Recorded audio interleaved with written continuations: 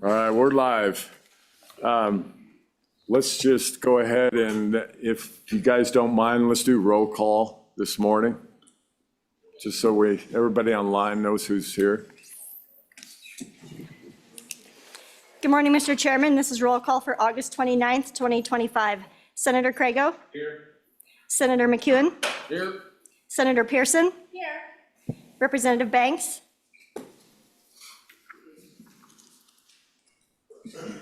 Representative Banks? Excused. Representative Davis? Here. Representative Eklund? Here. Representative Johnson? Representative Ottman? Here. Representative Provenza? Here. Representative Schmid? Here. Representative Strzok? Here. Co-Chairman Winter? Here. Chairman Nye. Here. We have a quorum. Okay, let's go ahead and get started. First thing on our agenda this morning is landowner hunting licenses, and Director Angie Bruce, you would like to go ahead and bring you up. Thank you.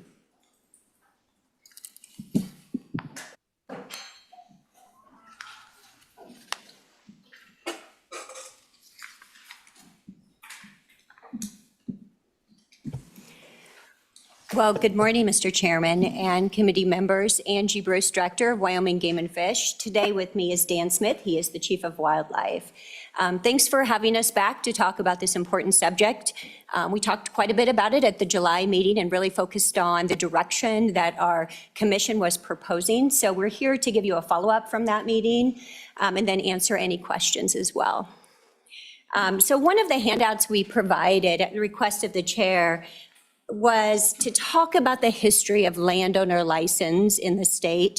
And you can see it was first mentioned in regulation in 1949. But it seems like looking back through this, and of course this is way before my time, there really started to be changes to those landowner license in the mid-'80s. At the end of this document, you'll notice 2025. So that's really what happened as a result of the July Commission meeting. As you recall, the commissioners put out several changes in order to get public feedback. They've been working on the issue for over 3 years, and we're really curious to see where the public landed on this. Where they landed on following the department's recommendations.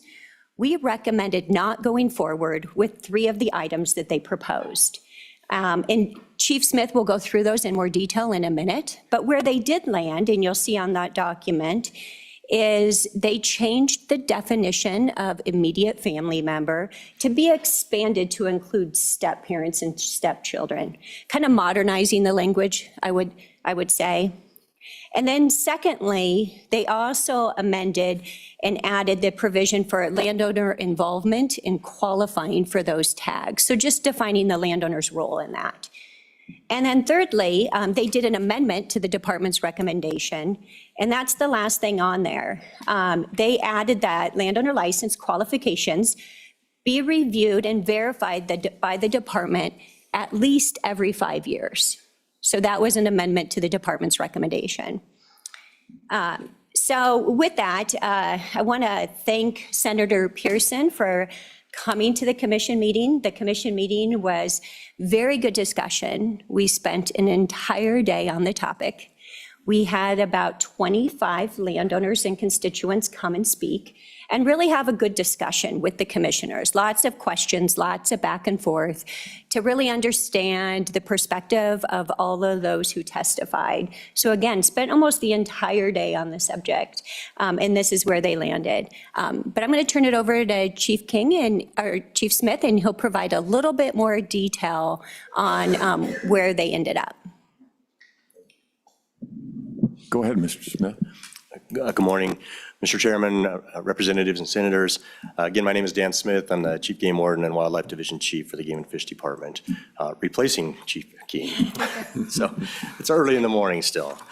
So I hope not to bore you. I'm going to try not to repeat too much that the director said, but I wanted to go back and just kind of cover how we got to where we are now. And so Originally, the Wildlife Task Force looked at this issue and made some recommendations, and you have members of the task force, I believe, on your board. And then, in November of 2024, the Game and Fish Commission directed the department to take out some recommendations or some proposals. And the intent of the commission was to get feedback from the public. They wanted to just put some things out, see what the public had to say, and then make decisions based on that. And so initially, they proposed to increase the acreage from 160 contiguous acres to either be 160 cultivated acres or 640 contiguous acres, so increasing that acreage requirement. They also proposed increasing the animal use days from 2,000 days to 3,000 days. And just as a reminder, animal use days are basically taking how many elk or deer are on your property for a day and multiplying that out. So if you had 100 deer on your property for 200 days, you would have the 2,000 use days. And that's if my math was right. The other proposal was to change the landowner applicant to require a significant interest in the property. And so instead of having just a 1% part of an LLC, they proposed to have a 20% interest in that property. And then finally, we proposed to have that immediate family member extended to include the steps, as Director Bruce said. So we had 8 public meetings. Well, we had public meetings in the 8 regions around the state, and we had a total of 139 people attend those public meetings. In transparency, those public meetings also covered wolf and mountain lion seasons, and so probably not everybody was there for just landowner licenses, but a good portion of them were, because a lot of comments came from that. We took written comments, both online and at those meetings. We received a total of 380 comments, of which 311 of those were submitted online. Of those comments, 266 of those comments, or 70%, were opposed to those recommendations, and only 9% were in favor. So as Director Bruce said, we actually moved that meeting from Evanston to Casper to be able to allow the public to attend it and not feel like they had to travel so far, putting it centrally in the state. Had about 150 people show up, and again, thank you to Senator Pearson for being there, and I believe Representative Winter was also at that meeting. And so the commission did a great job of taking public testimony. We went all day long on that. There was about 150 people in attendance, and at least 26 of them, I was trying to keep tally as they were talking, but at least 26 people got up and spoke. And the commission did a great job of not cutting them off at any time limit, but actually having an interactive conversation with each and every one of them, and that's why the meeting went pretty long. In the end, the department recommended not to follow those changes. There was so much opposition to those proposals that the department recommended not to make those changes. And so the commission followed that recommendation.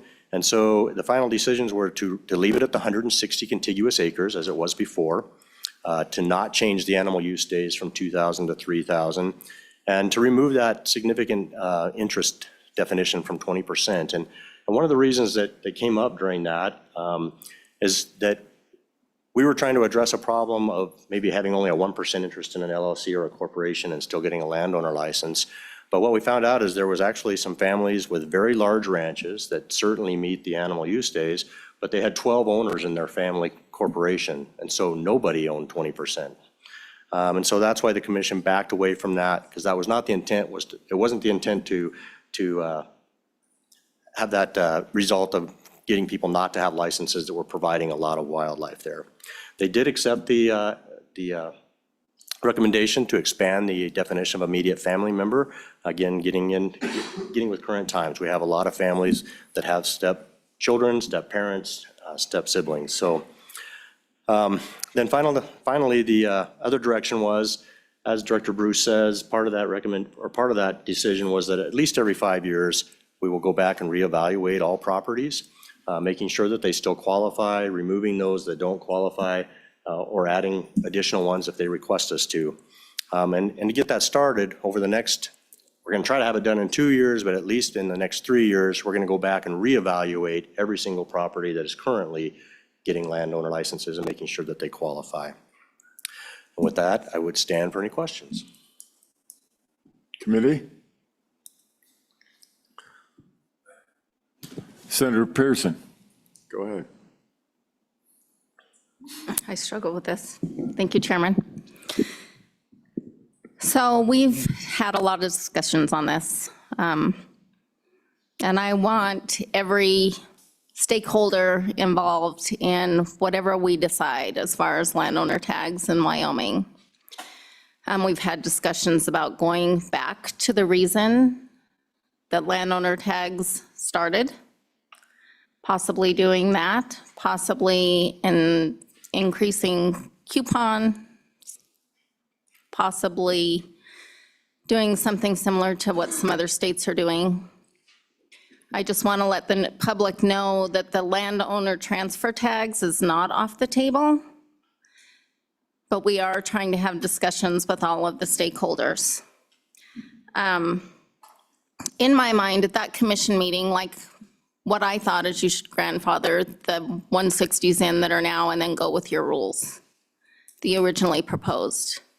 Because we do have an issue in this state with people selling 160-acre parcels and landowner tags going to them, the public feeling like they're getting somehow slided out of landowner tags. And we do have an issue with people purchasing 1% of a corporation and getting landowner tags that way. So in essence, those tags are transferable. You know, and I feel like that if we don't get to some point where we're able to mitigate these problems, this is just going to continue.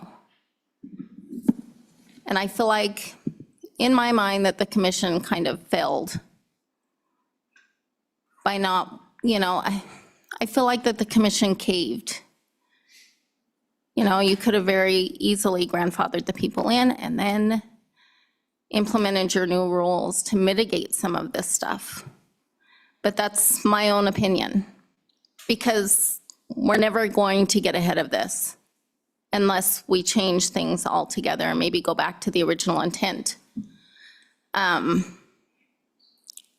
Anyway, and we can talk about the bill that's being proposed too, and I can ask questions about that later, or I can ask questions about it now.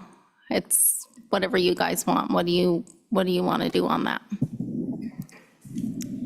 Go ahead. Mr. Chairman, Senator Pearson, we'll take questions on anything at any time, but I do want to thank you because she outlined the complication and really identified the issues that the commission has been talking about and the task force for some time. Those items of, you know, what is happening with the sale of 160s? Are they being marketed in a way to folks who maybe non-residents who want some guaranteed licenses? And so those are the issues that the commission was trying to address. So thank you for outlining that. And then what they proposed to get feedback, again, we didn't recommend them going forward because they didn't quite clearly address those issues. Since then, though, I really appreciate the continued conversation of what does a change look like? How can we work on this in a way that does address those issues? It's not easy. I think if we had it, we would have landed on it by now. So I just appreciate those who are continuing to work on this. And I believe the commission is also committed to continue to work on this. The idea of grandfathering in definitely has gotten some traction and lots of communication. And it would take another proposed rule to go out for public comment. It was probably a too big of leap for the commission to go there in July because it wasn't in the proposed rule and didn't get comments regarding that. But it is an option for the future for them to consider. So thank you. Representative Strzok. Thank you, Chairman. This issue about 160 acres and is it ag, is it not ag? I see right here in 1995, the requirement to be agriculturally zoned on county tax roll was removed from requirement. Why not put that back in, that it says we are using it for agriculture use, not just for, I'm not sure why we've made it difficult. That would simplify everything by just saying, go back to what as said on our tax roll, if we're agriculture or if we're not. Go ahead. Yeah, Mr. Chairman, Representative, absolutely. That's, again, another option to consider. And we are open to all ears, our ears are open to all ideas, and that we can take back to the commission and see if they'll consider. So definitely some creative thoughts of having it tied to commodity, similar to maybe a USDA payment that you have to have a certain income from the land. I think that's what you're getting at with the 1995 decision. I can't speak to why that was removed before my time and what they were thinking, but definitely another idea to consider. Thank you. Representative Schmid. Thank you, Mr. Chairman. Thank you, Director Bruce and Chief Smith, for being here today and talking about this spicy subject once again. You know, this is a 75-year-old program. I look around this room and I think there's maybe one person here. Mr. Magagna was probably alive when this thing went into play. And and I didn't mean to make that sound bad, Jim. That's a compliment in a weird way. There you go. But the point I'm trying to make is this program, and I said at the last meeting, is in my opinion is simply just run its course. I've done a little research since the last meeting, and what I found is the original intent of this was very simple. It was the landowner had to own the deeded property within a designated hunt area where big game hunting was allowed. And here's another example of how old this is, excluding moose, mountain sheep, and antelope. We obviously didn't have many antelope back in 1949. The land needed to provide food, cover, and water, not just bare ground. Needed to provide all three of those in order to qualify. And that gave the opportunity for a landowner to receive these permits. Another point of interest. It targeted those actively working the land, particularly those whose primary income came from raising livestock and or farming. So my question is, if we could go back to the original intent of this program, as simple as it was, what kind of problems would that create for the department? And are those problems, are those hurdles something you can work through?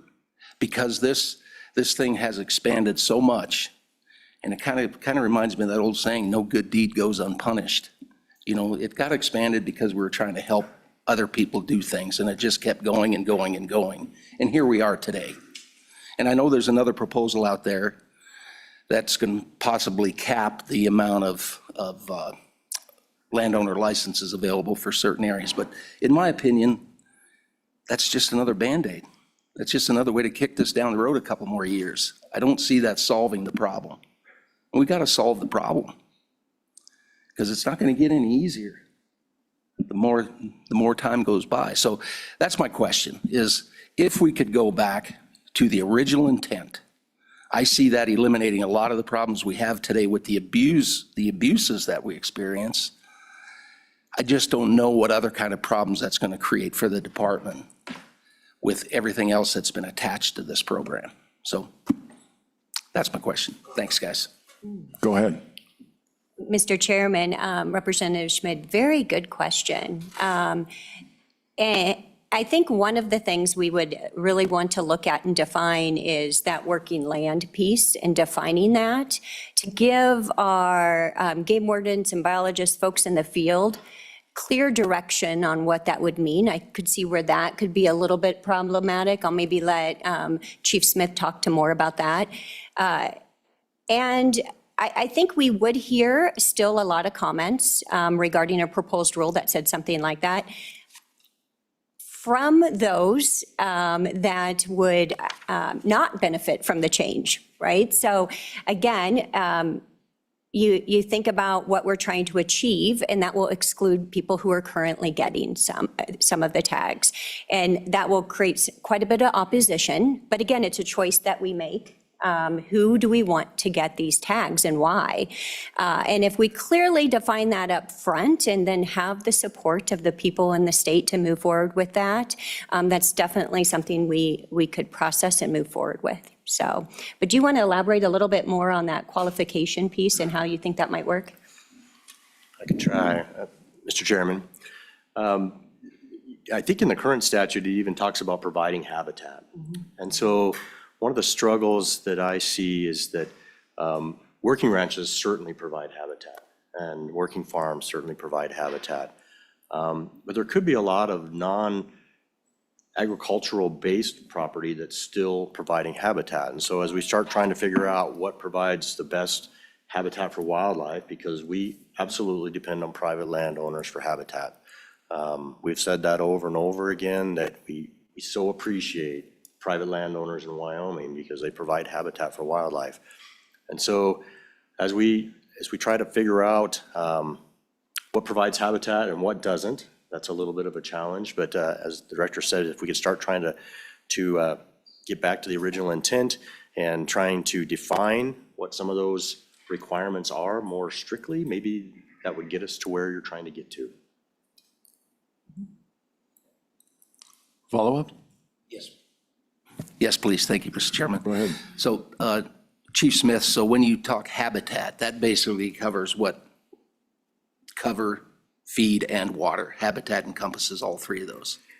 Would that be a correct definition? Go ahead. Mr. Chairman, Representative Schmidt, yes, and that's in our current requirement. To the extent possible, it has to require food, water, and shelter. And so we actually have denied folks that don't have water on their property if there's not a reason that's keeping wildlife there. And so just a bare ground, 160 acres, they're probably not going to qualify because wildlife isn't going to want to stay there, right? So if it's got food, water, shelter, providing habitat that species needs, we're trying to reward that landowner for doing that. And certainly members of this committee provide a lot of habitat for wildlife.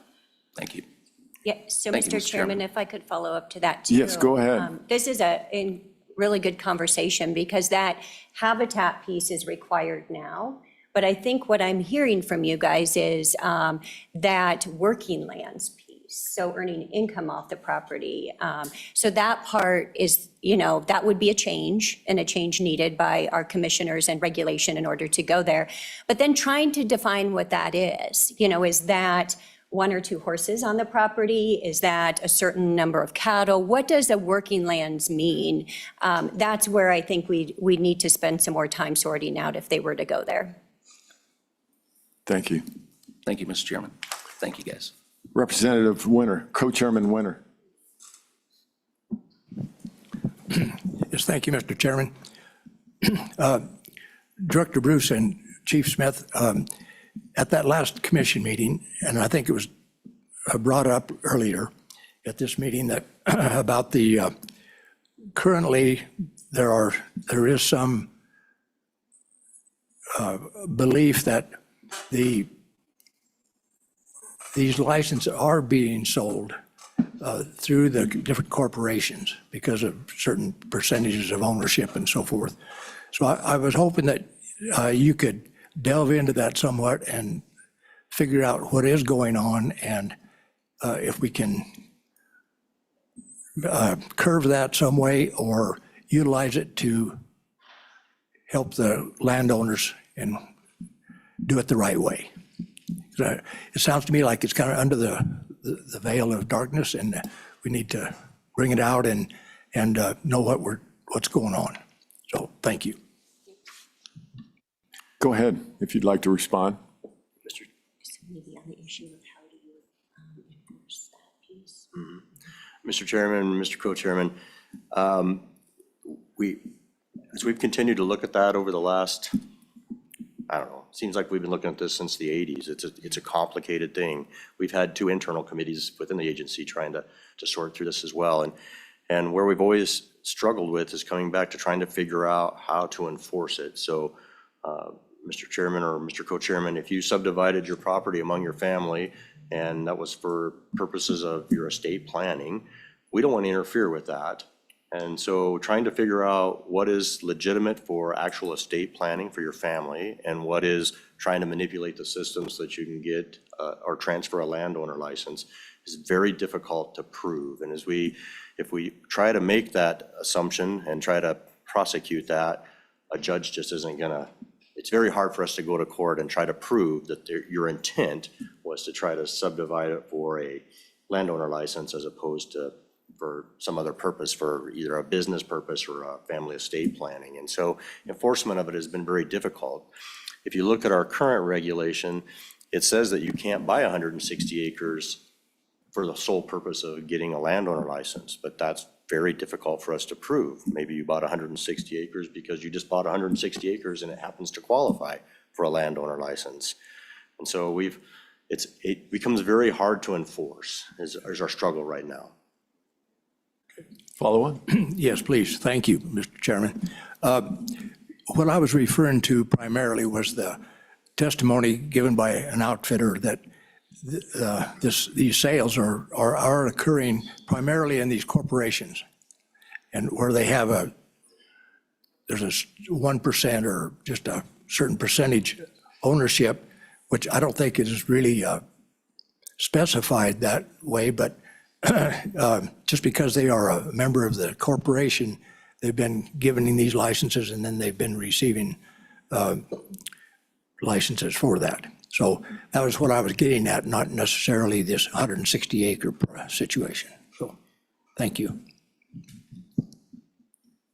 Representative Strzok. Thank you, Chairman. It would be easy enough on that because as a rancher, or getting my income off the land, the assessor, we fill out a paper saying we are or aren't. It's that simple. So it would be there in the assessor's office saying that's how you get your income.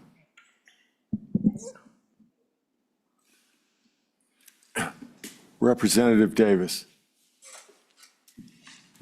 Thank you, Mr. Chairman. My question goes back to the habitat. In 49, I followed what you were saying there on the habitat, but since 49, so many outside agencies have come in and partnered with private landowners to improve habitat across Wyoming for the purpose of enhancing wildlife. Is there a dollar figure or anything? I know it's way out there. I mean, the different agencies that have partnered up with private landowners to improve habitat. Go ahead, Director. Yeah, Mr. Chairman, thank you for that question. I love that question. Bringing it back to our work on conservation practices and habitat on the ground. We have a statewide habitat strategy, and we do a report every year.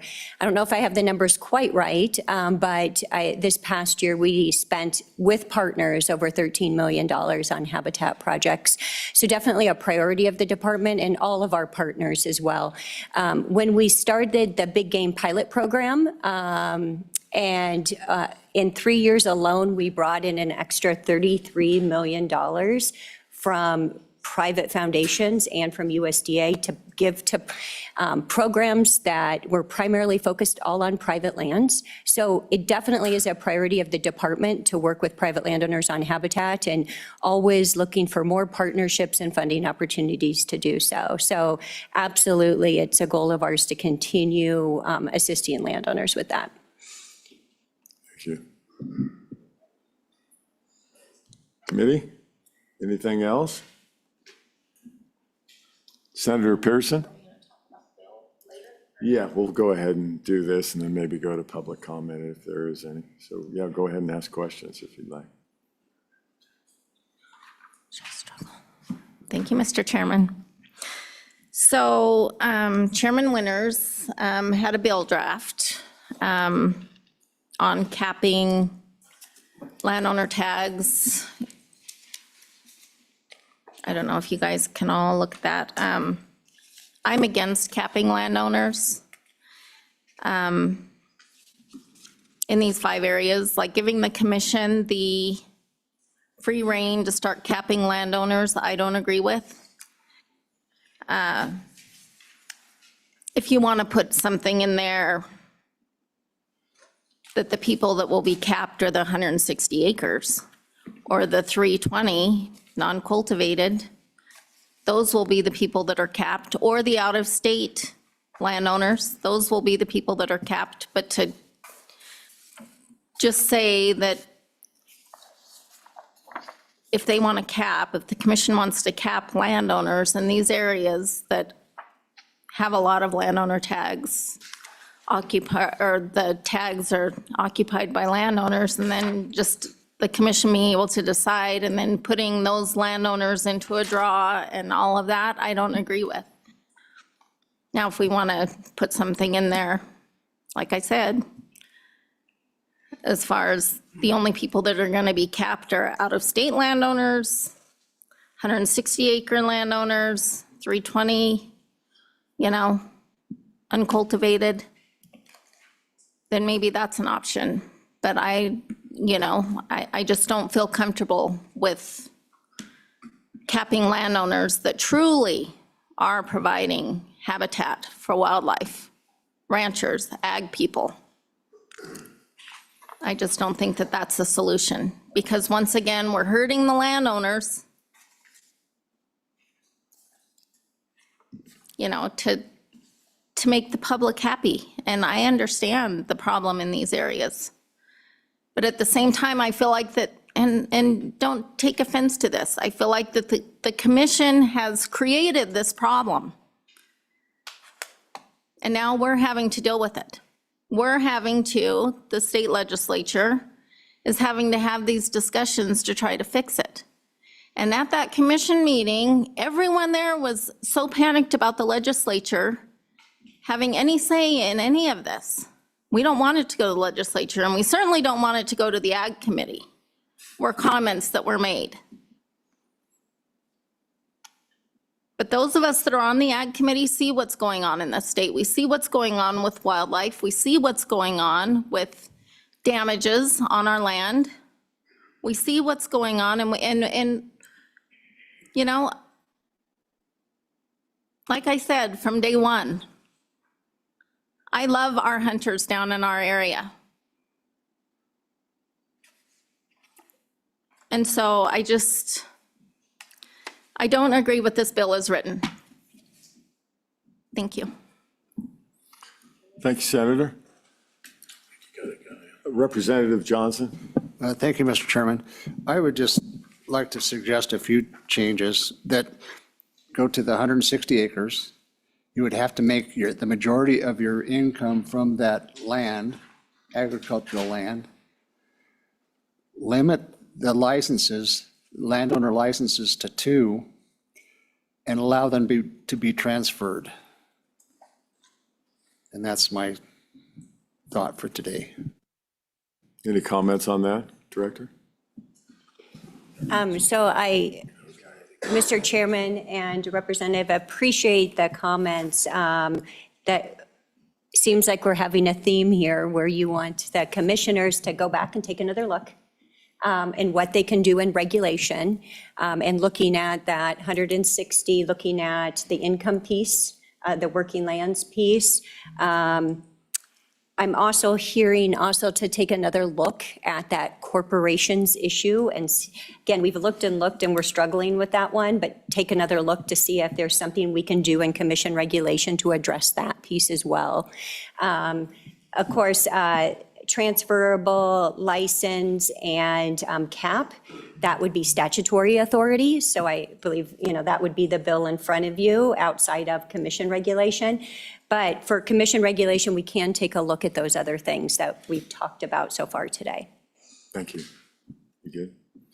I see we've got a commissioner on. I'll go ahead and go to Representative Provenza, and then we'll go to Commissioner online. So go ahead, Representative. Thank you, Mr. Chairman. Yeah, I was going to bring up that we had the commissioner on. So from some of the comments from committee, I'm wondering if you can remind us from the last meeting, the breakdown of areas where landowners are, I believe we have 2 areas where landowners are getting 100% of the tags that are available in a hunting area. I know that there were other areas that I believe were getting 80. So we're part of the cap issue too, is that you don't have the statutory authority to say we want to regulate so that there's some more fairness for the hunters, so that landowners aren't getting 100% of the tags in a given area. But I don't remember kind of maybe that breakdown. So if you could just remind the committee on what the issue is and why something like this is being considered at all. Thank you. Go ahead. Mr. Chairman, Representative Provenza, thank you for the question. There was a couple of license types in the last couple of years that 100% of those license types went to landowners. In the overall number of licenses and the overall hunt areas, it's a very small number. But looking to the future, right now, for example, most of our mule deer areas are general areas. As we see a decline in mule deer in the west, not just Wyoming, but across the west, we're trying to look into the future and say, what if we don't have general licenses, and what if those are all limited quota, and that they're in very small number? At that time, we would predict that possibly more of those more licenses would go to landowners. And so it was just a way to look at it, to say that in the future, how do we make it equitable for both landowners and the public to be able to have licenses? Does that answer your question? Yeah. A follow-up. Thank you, Mr. Chairman. Yeah, I think and maybe I got this from someone else, just kind of what that breakdown was. And I think we had it at the last meeting, and so maybe that's on me, Commissioner, to go find. Thank you. Yeah, Mr. Chairman, if I could follow up, one of those areas that I specifically remember, because one of my deputy directors had no opportunity to draw there, so he reminds me of that, but Antelope Area 56 went to 100% landowners one year, so no opportunity for someone like my son to draw a license. So that's what we're looking at is, what is, you said that fairness word, what is fair? Do we want folks like my son, when he continues to put in for license, to have an opportunity to get a license or not? And so there isn't a lot of areas right now that go to 100%. We can only think of one or two examples. But I think it's really about protecting the future of that. There were several areas that were well over 40% and higher going to landowners. What is the exact makeup of that percentage and what it should be? That's a very good question. What percent should go to landowners versus the general public? We've had a lot of discussion about that, thinking about that in the future.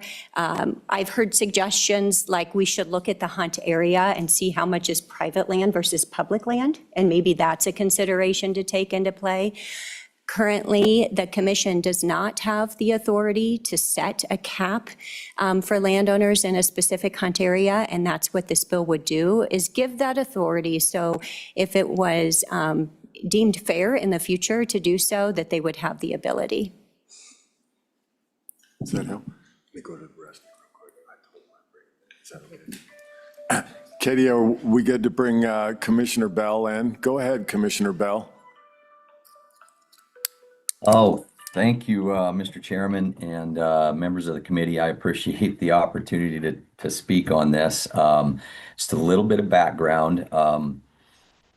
So I'm a current Game and Fish Commissioner, but in the past I was the co-chair of the Wildlife Task Force for 18 months. And this topic was front and center for pretty much all 18 months. And I don't think there was a topic that we spent more time on with subcommittees, and so there's literally thousands of hours spent on landowner license allocation and how that works, and so I'll try to start with just answering trying to answer a few questions that I've heard over the past little bit, and then maybe give you a little bit more perspective on where the task force landed, and then ultimately me moving into a commissioner position and being able to try to address some of those things. It is a little bit like Groundhog Day for me. So seems like I've been living this landowner license issue for a while. And so there was a question on, there's been a couple questions on those 160s and 320s, and maybe those should be grandfathered in. And I think what we've heard and what we continue to hear when I was in the task force and now at the commission level is that some of those areas, some of those 160s and some of those 320s and some of those under 640 areas, cultivated or not, provide a significant amount of habitat. Not only significant amount of habitat, but significant amount of habitat that also allows access to other public lands or other areas that are accessible by the public. And so, those are really, really important areas for us to not only acknowledge that those landowners that are actually not agriculture, not getting money from agriculture, but are recreational properties. They manage those properties very, very well for the habitat that Wyoming has a lot. We have a lot of animals, and they provide that habitat. And so, looking and weighing on, do you punish those folks that don't have agriculture properties but still provide a lot of habitat for our animals in Wyoming? And so those are some of the things that we weigh. The other thing I want to talk about is that corporate loophole. And, it was brought up in the task force that the Pathfinder ranches found a way, the Pathfinder ranch, which I think everybody knows is for sale now, but managed to receive like 57 different landowner tags. And it was because the way they divided that up was in their different corporations and had people that were small owners and that did qualify. But what I want to make sure they understand is that just because let's just say, and I'm going to use the coal companies because they're near and dear to my heart here in Campbell County, but I'm going to use them as an example. So Core Resources, it used to be Arch Coal, let's just say they have 50,000 acres. Well, all of their workers out there are members because they're part of the company because they have shares in the company. They still only get 2 landowner tags. They just allow those folks that are resident hunters that want to put into a pool to have an opportunity at one of those licenses to do that. They're not getting additional landowner tags because they're allowing that corporate interest. What was different in the Pathfinder situation is that they were dividing up some of the large property into sub properties or sub corporations, and it was difficult to see how to do that. And I mean, we're really not trying to punish landowners that have interest, that provide habitat and that get 2 landowner tags. Really, that's not the issue. It's a different one, and it's not easy to flesh that out. It's also not a very large problem, in my opinion, and from the things that we looked at. And so, we have some folks up on the Bighorn Mountains that, they have 1,000 acres, but there's 40 people that own the property. They all have little cabins. They have great habitat there. They're not providing, they don't have any agriculture use. It's all recreation, but they have incredible habitat with a reservoir, and they get 2 landowner tags. They just put themselves into a drawing, and then 2 of those folks would get those tags. I don't think we want to limit those folks that are providing that kind of habitat to still getting 2 landowner tags if they qualify. So I think those are some things to think about as we're moving through this. But what really has come up through the task force, and what has come up, especially in the last meeting, I'm glad Senator Pearson was there and Representative Winter was there. We have had a lot of conversation, and my friend Jim McGagnon in the room there, apparently the oldest person in the room, and he's going to have some good testimony on this. But we haven't heard from any of the landowners, and we really had some good back and forth at our last commission meeting about the cap, about the idea of the cap. Now, the cap was moved forward as a task force recommendation, but it was moved forward to the commission. At that time, we thought that the commission had the authority to do that. So to the question of, we don't want the legislature to take this up or that, actually, we need the legislature to take this up. And I'm going to talk a little bit more about why the cap makes sense. it makes sense because as we continue to talk about landowners, and talk with landowners, they would like to have more people qualify. They would like to have their workers, their long-term people that run their ranches be able to qualify. Not in additional tags, but be able to qualify under the two tags that they already receive. We were trying to extend that we just did extend that to the stepchildren. We've had asks to extend that to, a more extended family. And then you heard Chief Smith talk about, the potential of more limited quota mule deer areas in the future. And the cap seems to be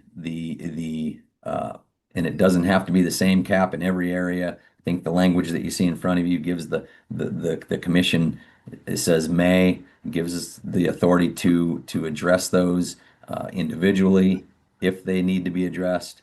But the cap continued to be the only thing that we saw that would be fair and equitable and that could be adjusted throughout the state differently based on private land, public land in each area, those kind of things. And then we asked landowners each time they came up, we asked landowners, are you opposed to a cap? Or do you think that 100% of the licenses in this area or in any area should go to landowners? Is that equitable? Is that equitable and is that fair? And I don't think we heard from any landowner that said they thought that was fair and that they thought 100% of the licenses, whether they're non-resident or resident, should go to landowners, and that having an opportunity, those landowners having an opportunity in a draw is still really good, and it's not going to happen very often, but it does address it. It also gives the opportunity to every single sports person that puts in for an area an opportunity to draw that license. Right now, we don't know, because the draw system happens on the same day, if enough landowners put in to reach that 100% of the limited quota licenses. In a sense, every other person that put in for that area is drawing dead and they don't even know it, and that's just not fair. And so we've had hundreds of hours of conversation about this in the task force and now in the commission. And I know it was all over the place on this, but it's a big issue, and it's not going to get better. But what the cap does is if we start to get to that place in an area, it's going to let landowners know that we're up against that cap, and you're not going to get a license every single year, but you're probably going to get one every other year. Some of you are going to get one every year, but I mean, most of you are going to get tags, but you just might not get one every single year. And so that's just, that really is what it came up to, and the cap continued to come up as the best solution. So with that, I would stand for any questions to clarify any of the things I talked about, or some of the things that I probably missed. Are there any questions, committee? We'll go, I know Co-Chairman Winter wants to talk, maybe to answer or ask a question to the last presenters, but Senator Pearson, did you have a question? Thank you, Mr. Chairman. So I can understand what you're saying on these caps. I understand that. But like I said, and up there, yeah, there were some landowners that got up and said, we're not opposed to this, and sure, let the commission do what they need to do. But giving the commission free rein to decide who gets capped, who doesn't get capped, I don't agree with. And probably a lot of those landowners up there weren't from areas that this would affect right now. But at the end of the day, like we said, if we don't fix this, there's going to be a lot of other areas in the state that are affected by this. Another suggestion I made was these 160 acre uncultivated. Cut the tags to 1 tag per species. Or the 320 uncultivated, cut it to 1 tag per species. That'll give more tags to the public. I don't know what we do here, but I don't think that cutting tags to the landowners is the solution unless there are provisions in place as far as who we are cutting or who is going to go into that pool. Thank you. Mr. Chairman. Thank you, Senator. Oh, sorry. Representative Johnson, and then we'll go to Senator McEwen. Thank you, Mr. Chairman. I know that you have a point system for other animals. Could you go to a point system for the landowners? And I mean, that might solve this problem. So, Mr. Chairman, I can answer that. Yeah, go ahead. Yeah, thank you, Commissioner. Mr. Chairman.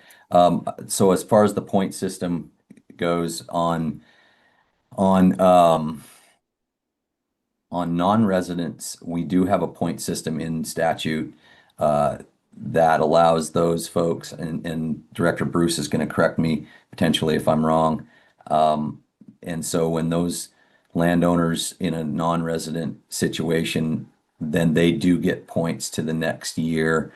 I don't know on residents if it just goes back into, if they get to that cap of 100% of the licenses, if they all just go into the pool the next year and some don't get it. I don't know that there's in statute if we have that ability to do that, but that would be the intent. That would be the intent on issuing licenses if you get to that cap. And then I did want to just address Senator Pearson's question on limiting, I guess making disqualifying or limiting landowners of larger size or limiting those 160s or 320s. And, we've had, and you're going to continue to see a lot of testimony about how productive those lands are, those recreational lands are. And those folks allow access into some very large areas across the state, a lot of different places. They meet and well exceed that 2,000 day use, and to say their property, because it's not as big, isn't as productive, is and even some of it that's not cultivated has rivers and water sources running through it, and is, while not planted, maybe is very productive actually. And so, to really now pit large landowners, whatever that may be, against small landowners on their licenses, well, then why wouldn't those small landowners, and we've heard this, if you're not going to reward me for habitat that we're going to keep recreational, why wouldn't I just chop this property up and sell it into 10s or 5s? It'd be worth a lot more, and we really don't want that to happen in those properties. And so anyway, that's trying to answer both of those questions. I appreciate it, Mr. Chairman. Follow up, Senator Pearson. Okay, so my argument to that, these small landowners threaten these things, but the large landowners can threaten the same thing. Okay, we were offered millions of dollars to put a solar farm on our farm, and we chose not to. Why? Because of the wildlife, because of the habitat, because we want Wyoming to stay Wyoming. So we could say the same thing. You want to cap us? Why don't we just turn our farm into a solar farm? Why don't we allow windmills all over White Mountain with Rock Springs Grazing, who allows access to millions of acres to every hunter in Southwest Wyoming? I mean, so you're talking about the small landowners argument, But the large landowners have the same argument. Thank you, Mr. Chairman. Thank you, Senator. Did you want to comment on that, Commissioner? Sure. Thank you, Mr. Chairman and Senator Pearson. I appreciate that. I really do. And it isn't, we're not trying to come up with a solution that pits anybody against anybody. Actually, what we have tried to do in the task force and in the commission is to really listen to everybody, and especially trying to bridge a landowner versus public land hunter, or just, resident hunter. There's a real, I mean, they butt heads a lot, and really trying to come up with something that's equitable and fair to give us, and the cap just continued to come up. That cap can be adjusted in every single area differently based on how many licenses there are, how much public land, how much private land.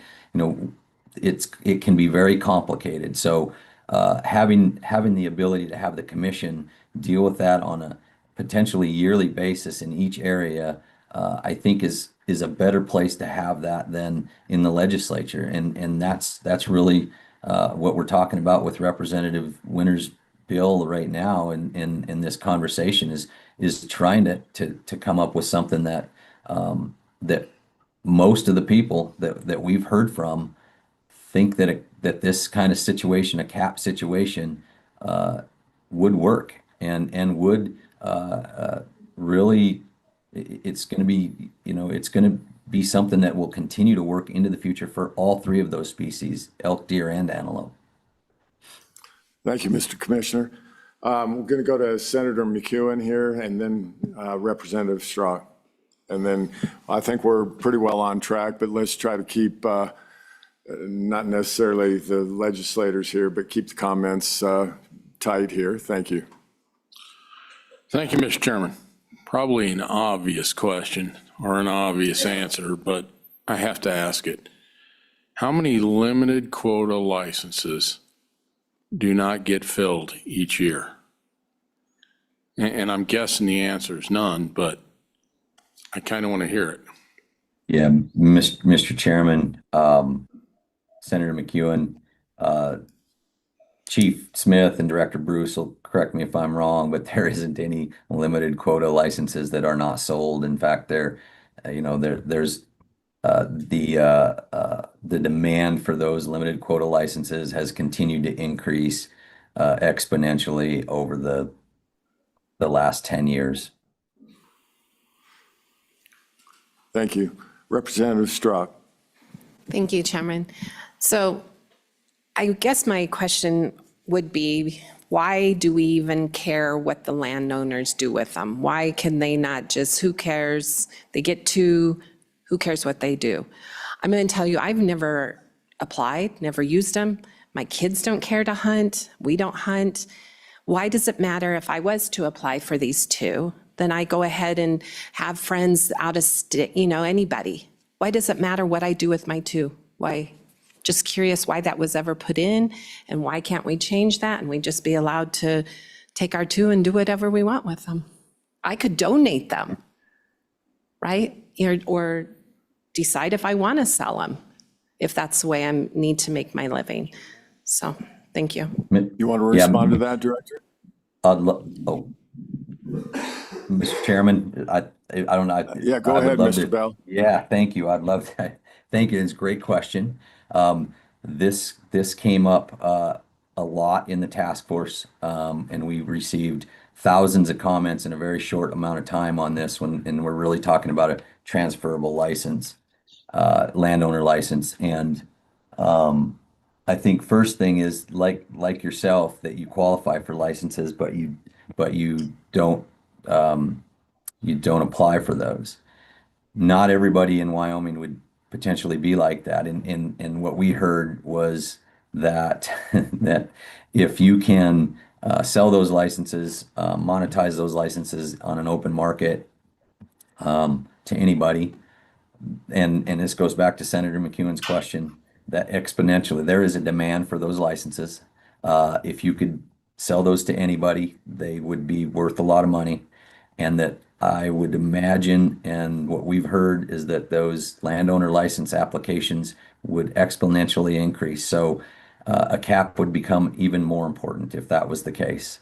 And so, and I guess, you know, we try to bridge a gap between sportsmen and landowners, and I can tell you that that's from experience of putting that out as a co-chair on a task force, that putting that out just for public comment, and the amount of public comment we got back on that on transferable landowner licenses was extreme, I guess you could say, against that that kind of measure. And so that's what I could say on that. Thank you. Representative Straw. Thank you, Chairman. Well, a couple comments on that. First of all, unless you try ranching, you tell me how you're to make some money.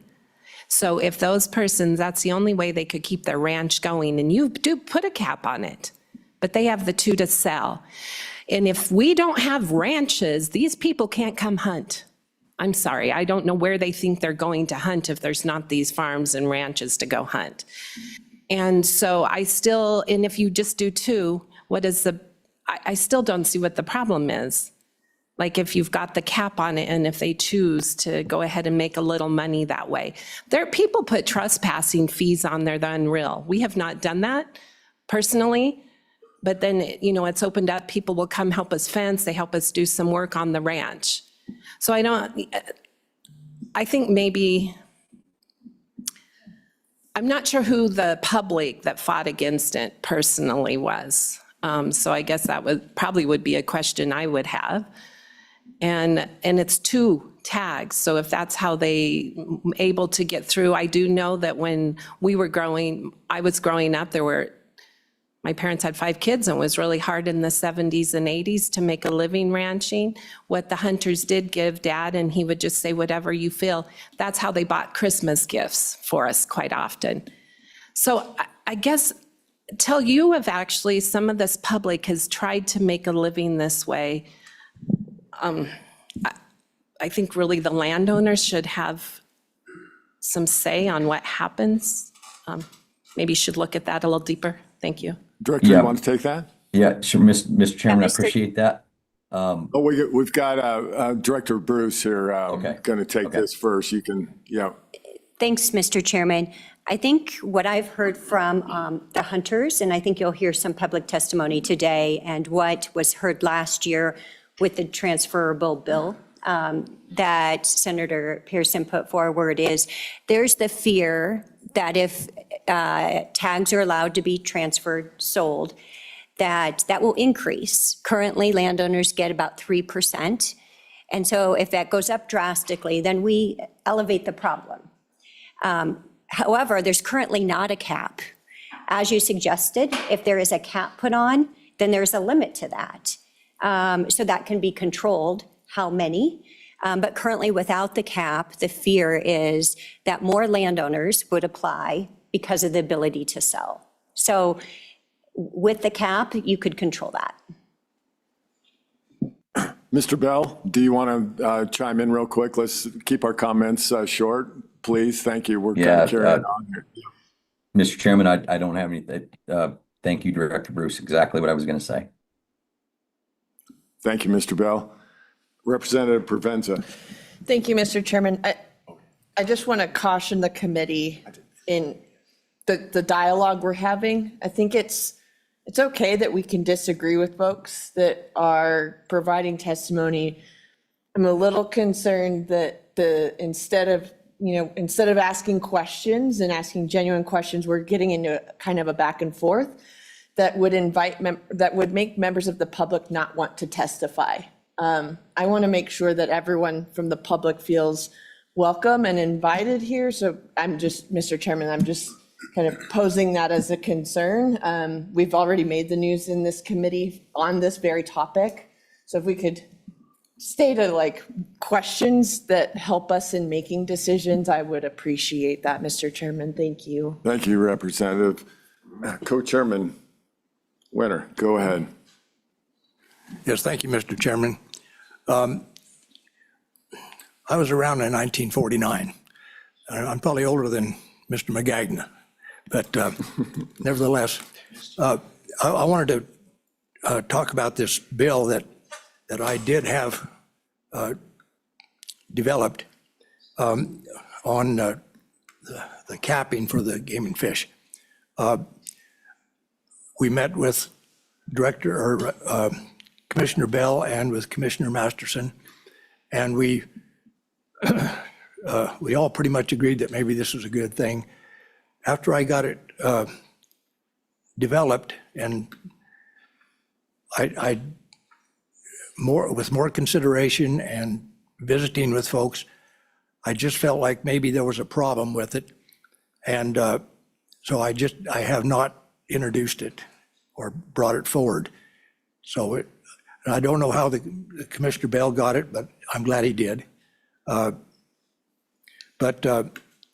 I'm certainly willing to look into this a little further and so we have a better understanding of what we're trying to do, because it's a pretty confusing situation, and we just want to do the right thing. So I just wanted to clarify that a little bit.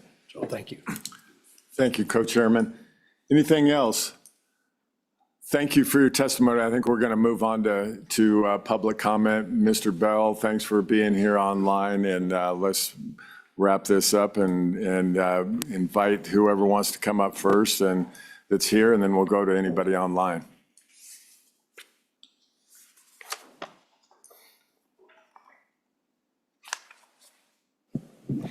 Mr. Chairman, members of the committee, my name is Nephi Cole. I'm the Director of Government Relations and State Affairs for the National Shooting Sports Foundation, which is the Firearms Trade Association of America, and proudly partnering with the Wyoming Game and Fish Department. We provide about $1 billion every year to game and fish agencies throughout the country to help with conservation, habitat, to creating opportunities for hunter education, for shooting sports and things like that in these different agencies. So I want to thank the commissioner for Mr. Bell for being on the call. He's passionate, dedicated, and of course opinionated, and they do a great job in that commission. I also want to thank the department for all the great work they do in managing this program. It's a very challenging issue. The director is phenomenal. Her staff is great. I do want to weigh in and say this current system, we are asking this commission and we're asking this director to drive a broken car. We're asking them to drive a system that doesn't really work great because we've lost sight of the original intent of the system. The current system works, but it only works for a few people. It works best for some unique small parcels, poorly for public hunters, and doesn't do what is intended for those large habitat providers in providing the right types of incentives for those folks to create more opportunities for both access and for habitat and opportunity for hunters. At inception, the landowner tag was intended to reward those that provided habitat, and the assumption was management was going to go along with that. Now, I think we'd all agree that there's been a huge change since 1949 in perception of the value of those animals. And that's probably caused the issues that we're talking about today, where we're talking about landowners as if they're all the same thing, homogenous, and they just aren't. You know, you're talking about something different when you're talking about a ranch that's 6,000 acres of, you know, habitat and just life cycle for some species, and 160 acres that was bought by an S Corp. I have a really good friend who tried to convince me that it was a great idea a decade ago to buy 120 acres with 3 other guys in the Laramie Range because of the benefit in being able to get an Area 7 tag whenever you wanted. And there's a lot of that. And the problem with the current system as I see it is that you're having a real difficulty separating those two, and you need to be able to do that. I think the commissioner is correct when Commissioner Bell said, this is going to require legislative action. I don't think that the right approach is the approach of taking the commission and asking them to put a paint job on that broken car and asking them to make sure that that works. They need a better tool. They need something that's a little more defined. And the other thing is I don't think we should be asking those commissioners in that phenomenal department to take the bullets on this. Because ultimately, when somebody asks them to deal with this issue, what they get is they get their constituency coming out really hard at those commission meetings. And so when they get those 200, those 1,000 comments, they're getting a very unique perspective from a very passionate group. And I think that this discussion is broader than that. I applaud the governor's office. I'm glad that they're here because I do think that this raises to the level of the chief executive and the legislature to try and find a solution that works best for the people of Wyoming. I think the original intent of this, I think we have a huge opportunity here because people now recognize the value of that individual trophy animal. And with the understanding of that value creates promise and opportunity. Opportunity to be able to harness that interest, to be able to further opportunity for sportsmen, for wildlife, and for landowners. And so I think that this discussion is bigger than just this bill, although I applaud the chairman for initiating this conversation, and we look forward to participating in this discussion as it moves forward. Thank you. Thank you, sir. Questions from the committee? We'll go to the next presenter here. Go ahead and state your name, Mr. McGagnon. I'll say it, but people online, you introduce yourself. Thank you, Mr. Chairman. Jim McGagnon with the Wyoming Stockgrowers Association. Since I've been branded here by good Representative Schmidt, I'm going to take just a quick moment to talk about a little bit of that history. And that is, I think we need to ask ourselves, what was the scenario that existed with landowners 75 years ago? First of all, virtually all of these lands that provide habitat were being used by ranchers trying to make a living off of their ranching. And that's not true of all the land in Wyoming today that's providing habitat. It's being held for other reasons, not only the 160-acre parcels, but a lot of larger parcels. With that in mind, I think we have to ask ourselves, when this system was created, was it just to reward landowners because they were providing habitat, or was it a recognition that landowners were making a sacrifice to provide that habitat? They were running 50 fewer cows or 500 fewer sheep than they might have in order to provide habitat for wildlife. Today, particularly the 160-acre parcels, many of those, that sacrifice is no longer being made. With genuine ranchers today still trying to make a living with their ranching operations, with their livestock, are doing that. They're sacrificing, and some severely. We heard with the Wildlife Task Force in front of the commission, some landowners in southeastern Wyoming where elk populations are excessive have had to reduce their cattle numbers by 20% because of the amount of forage being consumed by the elk. That's a sacrifice. That's not true across the board like it might have been 75 years ago. The other thing that was true then, that probably the vast majority of 160-acre parcels were lands that had been homesteaded at 160 acres, and then by building up with state trust land, with BLM lands, et cetera, a larger operation, they were able to have a viable ranching operation, providing their major source of income with 160 acres. Again, the 160-acre parcels that are being divided off today, that's a very different story. So I think we need to keep those things in mind, back to what Representative Schmidt said. One other comment was related to that. Is the idea of ranching or livestock being the major source of income. I think we have to be cautious with that. Perhaps we can use the concept of it needing to be a significant source. Major source is difficult today because many of our viable ranches are dependent on energy revenues, they're dependent on outfitters, they're dependent on a lot of other sources of income because the economics of the ranching industry are not what they were at one time relative to the cost of operation. So I think that's one we need to be very cautious with. For background, Commissioner Bell has talked extensively about the Wildlife Task Force, and I participated in virtually every meeting of that task force. Early on, we at Wyoming Stockgrowers took 3 recommendations to the task force, none of which were accepted and acted upon. But those recommendations were, one, the very simple one of allowing a landowner to designate a long-term employee to receive a landowner license. If my cousin or my son or daughter who hasn't been on the ranch in 30 years can receive one, why can't my ranch manager or my ranch hand who's been on the land and providing that habitat for the last 20 years receive one? That's one we proposed. That has never garnered support from the commission. The second thing we did propose, and we did support at that point, was the going from 160 acres or 100 to 640 as a requirement on non-croplands.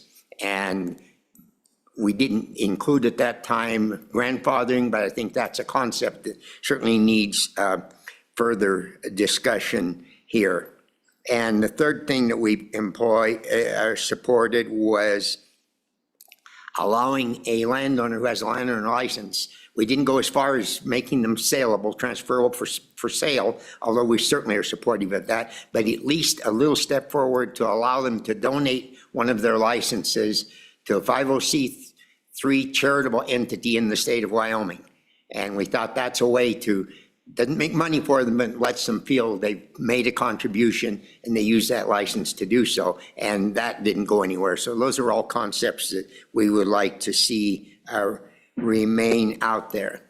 The other thing that we've been open to is tying transferable landowner licenses to providing a reasonable amount of access to the land. And we think that's a fair reward to the resident sportsmen in particular for the fact that if we allow transferable licenses to be sold, those are most likely going to go to non-residents. So how do we provide a benefit to the resident sportsmen? So I think there's a lot of factors that can be brought in and discussed in that context.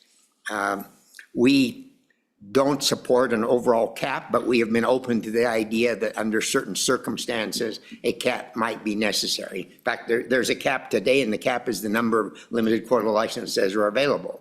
And I don't know how the commission, honestly, or the department deals with that if the number of landowner requests exceeds the number of limited quota licenses, because that then becomes a cap.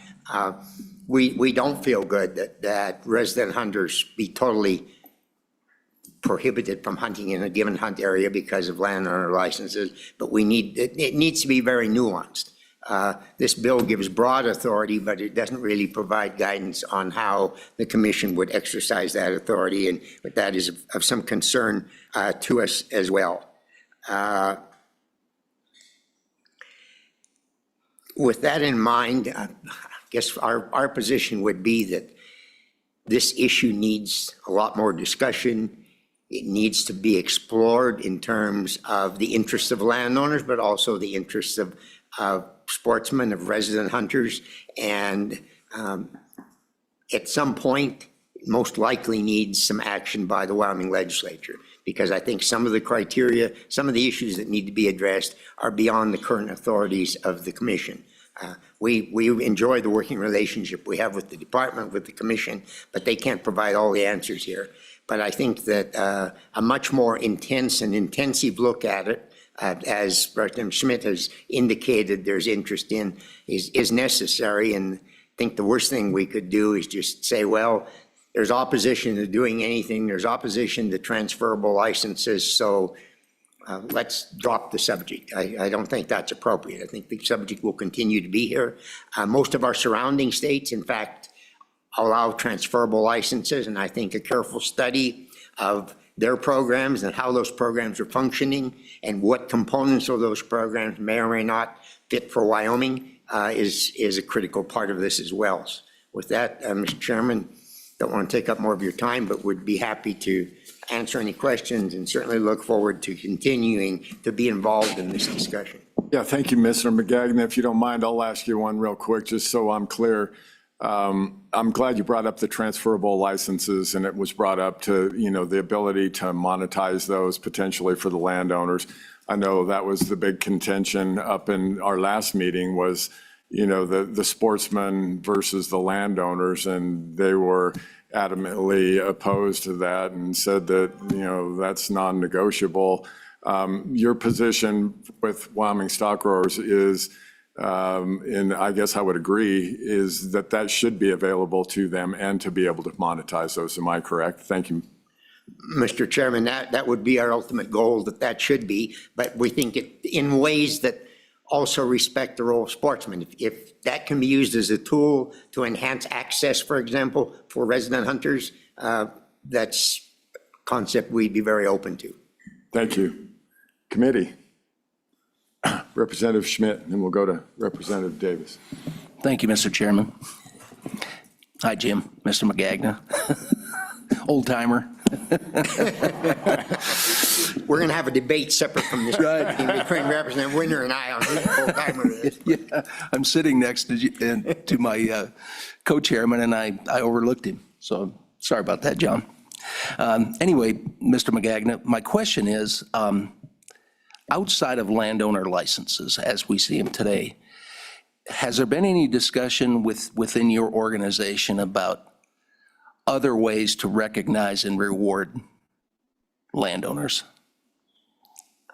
Mr. Chairman. Go ahead. Representative Schmidt, not a broad discussion to this point. Certainly, there's been discussion repeatedly over the years, many times, about the coupons and the need to make those provide a greater source of economic return to landowners, either by one thought that's been shared is that a coupon could be redeemed whether or not the hunter was successful. They came onto my land to hunt, so that should entitle me to redeem that coupon, even if the hunt was an unsuccessful hunt, and some other ways of looking at that. But as far as other new tools out there, we're certainly open to that, but we've not had that discussion at any length to this point. Thank you. Representative Davis.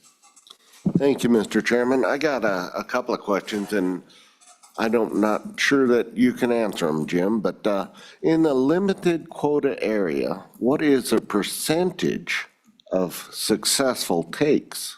You know, if we've capped the limited quota number of tags, are we getting 100% of those animals out of there, number one? And number two, there seems to be a tool out there to be able to donate your license, because we've donated licenses to Hunting for Heroes and handicap stuff without any issues over the last 10, 12 years. So go ahead. Mr. Chairman, Representative Davis, the answer to your first question, I don't have. I believe Game and Fish would have to answer that. As to the second one, I know there are Hunting for Heroes is a program that I'm most familiar with that many of our landowners have donated a license to, but I think it's, to date, that's been used very narrowly. It's been used where the entity that receives the license directly gives that to a hunter, such as Hunting for Heroes. The broader concept that we've proposed in terms of license to a 501c3 is that you could, for example, donate a license to the Cancer Society, which they could then market for value. And that would be a step beyond what's being authorized today. Thank you. Anybody else? Thank you, Mr. McGagna. Appreciate your testimony. Anybody else from the audience? Go ahead and say your name and who you're with. Mr. Chairman, members of the committee, Jess Johnson with the Wyoming Wildlife Federation. I will keep it relatively brief because I've been at the last couple of meetings and I think you sort of know where the sportsmen sit on a lot of this, but I wanted to offer some maybe optimism in the discussion that we've had here today, and like the look at the options that are on the table and the willingness to look at the options on the table. Understanding that this is a topic that I think, and I will say it especially in this committee, is personal. And it should be. That's a good thing. You guys are the experts there. But that it brings in a different edge there when it is personal. And really enjoying and admiring the willingness to dig into this and to look at it in a nuanced way. Also wondering if, because of the personal nature on both sides, here and there, if this is the right place to have it, at least in this committee, or if it needs to be something larger, or maybe more intimate in that setting. I'm not sure what the answer is, other than I'm optimistic because I'm really thankful for the discussion that's been had here. Representative Schmidt, I love hearing, looking outside of what we're talking about right here, outside of landowner licenses, but other ways that we can recognize what landowners do for this state and for the wildlife. how important it is that we have working lands, because if we don't have those, we end up with subdivisions, and that's one of the biggest threats to our wildlife right now. Whether that's sort of looking at the county zoning and planning, which God knows no one wants to get into, but there's a lot of places out there where we can start fixing some of these problems that doesn't leave us in this what feels like a very scary fight that we continue to have, because both parties feel like they're going to lose a lot. And they should, on both sides. I understand both sides. And so I guess my ask is looking, Representative Schmid, what your question was, is maybe we look outside at what else is possible, and maybe there's some sort of something where we can all come together and really do something epic, rather than auger in and fight and continue to break down the two heritages that make Wyoming really, really special. I am the daughter of ranchers. I grew up on big ranches, like in this state and in Montana, and I really value that as a livelihood. I'm also a hunter, and it is one of the first things when I talk about who I am to someone, that is one of the first things I say. And they ask me, why do you stay in Wyoming? Why do you work there? Why Wyoming? And I say, why? Where else would I go? This is the best place to be for both of those. And I want to keep it that way. But as we keep fighting over something that is, it's so narrow, like if we can open this into something that is creative, and I wish I had an answer to lay in front of you today, but what I have is a vision that landowners and hunters can do far more together than we can opposed. And it feels like we're getting close to that with this discussion. And I really am thankful for the kind of nuance that you all have put out there and the willingness to hear everything. Thank you. Questions from the committee? Thank you for your testimony, Ms. Johnson. Next up, go ahead and give us your name and if you're with an organization. Hello, good morning, Chairman, members of the committee. My name, excuse me, my name is Katie Cheesebro. Most of you have seen me testify on behalf of the Wyoming Wild Sheep Foundation. Obviously, sheep don't have a lot of presence here, so I am testifying today just as a citizen, as a hunter, as a mother of future hunters, and God willing, future landowners would be amazing. I'm so impressed with the conversation, and I've sat through the conversations of the Wildlife Task Force. I've sat through commission discussions, and I'm always impressed at the different sides and different facets of this that are brought up. And I can say that my opinion has changed. It has gone from one way to the other. And I guess I'm just here to urge, as this conversation continues, to consider some questions. We've talked about where this started, what the original intent was, how old people are and how old this is, and how long it can exist. And I just urge you all to consider future conditions as well. Lots changing in our world, in our state, and there's things like ranch succession and, as Chairman Ide knows, discussions on public lands and what that looks like in the future, and how those changes to public lands could potentially change this discussion. So there's a lot here, and I agree with Jess. I think we can do something epic. I'm a firm believer in ranches are good for wildlife, and I'd like to see that continue. But yeah, thank you for the really good discussion and flip-flopping my thoughts. But just keep in mind the perceptions too. I think we all come from really different backgrounds. I hear large landowners and I think money, and I think other people think that, and that's not necessarily the case, and that's what I've heard here. And I think we hear small landowners and we think less money, and that's not necessarily the case. And we think public land hunter or something like that, and it's somebody who's not connected to the land, and that's not necessarily the case. So keep in mind what some of these perceptions are and what some of that emotion that comes from some of this is. And I think we're all a lot more similar than we are different. So thank you for the continued excellent discussion and continuing to educate me. And yeah, just consider those future conditions as you continue talking. Thank you. Thank you for coming and thank you for your testimony. We appreciate that. Committee, any questions for Tricia? No? Thank you. Other testimony? All right, before you guys go, we're kind of running late on time here, but we want to give everybody an opportunity. I think we'll finish up public testimony. We probably need a restroom break here pretty soon, I'm sure. So we can either work the bill after public testimony or have the break first. I guess we'll talk about that after you go. So thank you for being here. Go ahead and state your name and your organization. Thank you, Mr. Chairman and members of the committee. My name is Karen Clark. I represent the Wyoming Farm Bureau Federation as our Executive Vice President. With me today is our Policy Advocacy Director, Brett Moline.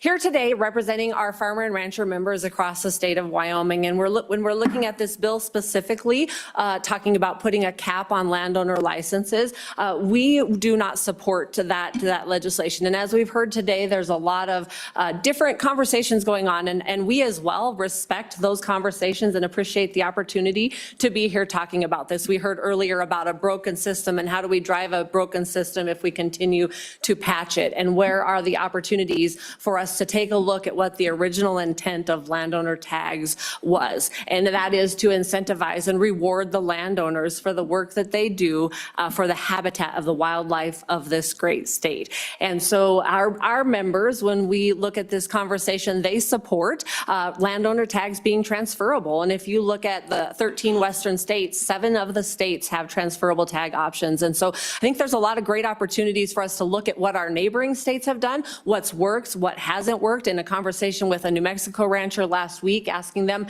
how has that worked for you? And they've had the opportunity with having those transferable tags to have an impact on the wildlife. Landowners care for and love the wildlife, that they're stewards of the land, their resources that they've been given, and providing that great habitat. And so we would also want to be a part of that conversation of what is this system, what is the fix for that system, but also in taking a look at respecting the needs of the hunting community and the landowner communities, and how that habitat for the wildlife is provided for landowners. And so we would stand, again, not in support of the bill in this current form, but wanting to have those conversations. And again, we've had them. We've had those conversations with the other conservation groups as well, in how do we incentivize landowners. And there's a tool at your table. There's the landowner tags right here, and that conversation of making those transferable could be one of those tools. So with that, Mr. Chairman, thank you for the opportunity to testify. We would take any questions that you have. Thank you. Any questions? Thank you, Ms. Clark, and appreciate your testimony, and congratulations on you're relatively new at the helm of Wyoming Farm Bureau. So we're excited to have you. Thank you. Thank you, Mr. Chairman. Go ahead. We've had our bite at the apple. I'm just here to be supported. Okay, thank you, Mr. Moline. Other public testimony? Anybody online, Katie? Okay. Go ahead, if you're ready. Mr. Chairman, this is Sabrina King with the Wyoming chapter of Backcountry Hunters and Anglers. I will be very brief. I know folks probably need their break. I will say, I will echo some of the comments where I think this has been one of the more productive conversations I think I've seen on this topic. I would just put forward a couple of other things for the committee to consider as you were discussing potential legislation. There does seem to be an interesting conversation happening about what is the purpose of a landowner tag. I think we've heard several times that the purpose of these tags is to reward landowners for providing habitat. On another hand, we've had a little bit of a conversation about, well, landowner tags are a reward for agriculture producers who maybe are not, running as many livestock as they would otherwise. Those are maybe two different things. And I would say part of this comment comes from having read all 210 pages of comments on the proposed game and fish changes to Chapter 44, which if folks have not read through those, it is fascinating. And a lot of the comments did come from smaller landowners who, as folks have already noted, are not ranchers. They're not agricultural producers, but they are absolutely providing key, core, essential habitat for wildlife. So I wonder if there is maybe a conversation that can be had about what is necessary for protecting habitat versus the notion that the landowner tags are to provide compensation and recognition for agricultural producers for the sacrifices that they are making. I think there are maybe some different solutions that we can come up depending on how we think about what the purpose of landowner tags is.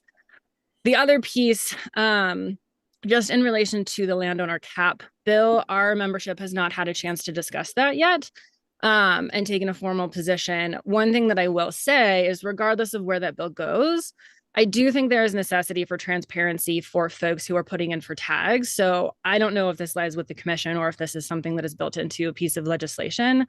But I do think if there is a situation and we have, maybe only a few of these now, but potentially more in the future, where there is a situation where there's no chance for a public hunter to get those tags because they are all going to landowners, there needs to be some transparency around that. As a hunter who puts in for tags, we have heard from some of our members after they learned that they may be put in for tags that they had no chance of getting whatsoever. There's a difference between a 10% chance and a 0% chance, and folks need to know that. So some kind of transparency, maybe, even just putting that information out more publicly as people are applying for tags about whether or not you actually have the opportunity to get a tag. So as we were talking about a cap system, maybe there's some conversation we can have about communicating with the public about their ability to actually get any of those tags. With that, I will just say, I think it is well known that it is the position of backcountry hunters and anglers that our wildlife should not be monetized. We do not support the monetization through the sale of tags for private profit. I will say there's also an interesting conversation around different ways of thinking about transferable tags. An idea that we have been battering around for a while is the potential for a landowner to maybe donate a tag that would raise some profits to go for potentially the landowner damages compensation fund. So I think there are different ways, and I think the conversation around different ways of the transferable tags that could benefit both, the ranching community and also the hunting community. I'm excited about that conversation. I think we have a long way to go. And we certainly look forward to potentially seeing some legislation at the next meeting and being able to have folks be able to respond to a bill and engaging our membership in that process. So thank you, Mr. Chairman, and I would answer any questions if folks have them. Thank you. Committee, questions? Thank you for being here, Sabrina. Appreciate your testimony today. All right, committee, anybody else online? Katie? I think what we'll do here, I think everybody needs a quick break. We'll come back and finish discussing this topic. A hard break here, be back at 10:15, and we'll finish discussing this and move on to the next item on our agenda. Is that okay with everybody?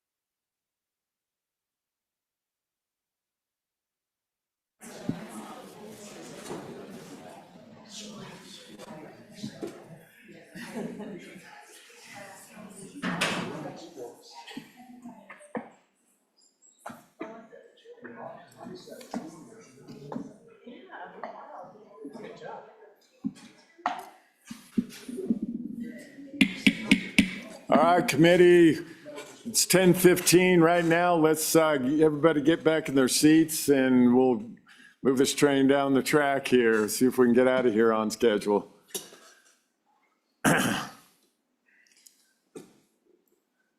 So we're still on landowner tags here. We kind of finished up with public testimony. I think we're at the point here where I'll ask, what's the committee want to do here on this issue? Representative Johnson. Mr. Chairman, let's move the bill. Mr. Chairman, do you want me to go over the bill before we move it? Yes, that would be great. Thank you. Thank you, Mr. Chairman, members of the committee. Anna Johnson, LSO. This bill draft is entitled 26 LSO 176, Landowner Hunting Licenses Limitation. So there's a staff comment beginning on page 1 that indicates that this draft has not been through any sort of LSO review as of yet, as it was requested kind of close to the meeting date. So I would just, at this point, I would suggest using this bill draft as a discussion piece during this meeting and holding the draft over until October so that I can get it through review. But then beginning on page 2, there's changes to Wyoming Statute 23-1-302H, which is amended to allow the Game and Fish Commission to limit the number of landowner hunting licenses issued in any limited quota hunt area. And then section 2 on the bottom of page 2 provides an effective date. So it's a pretty short bill. I would be happy to stand for any questions. Yeah, thank you, Anna, for that. Let me ask you real quick here.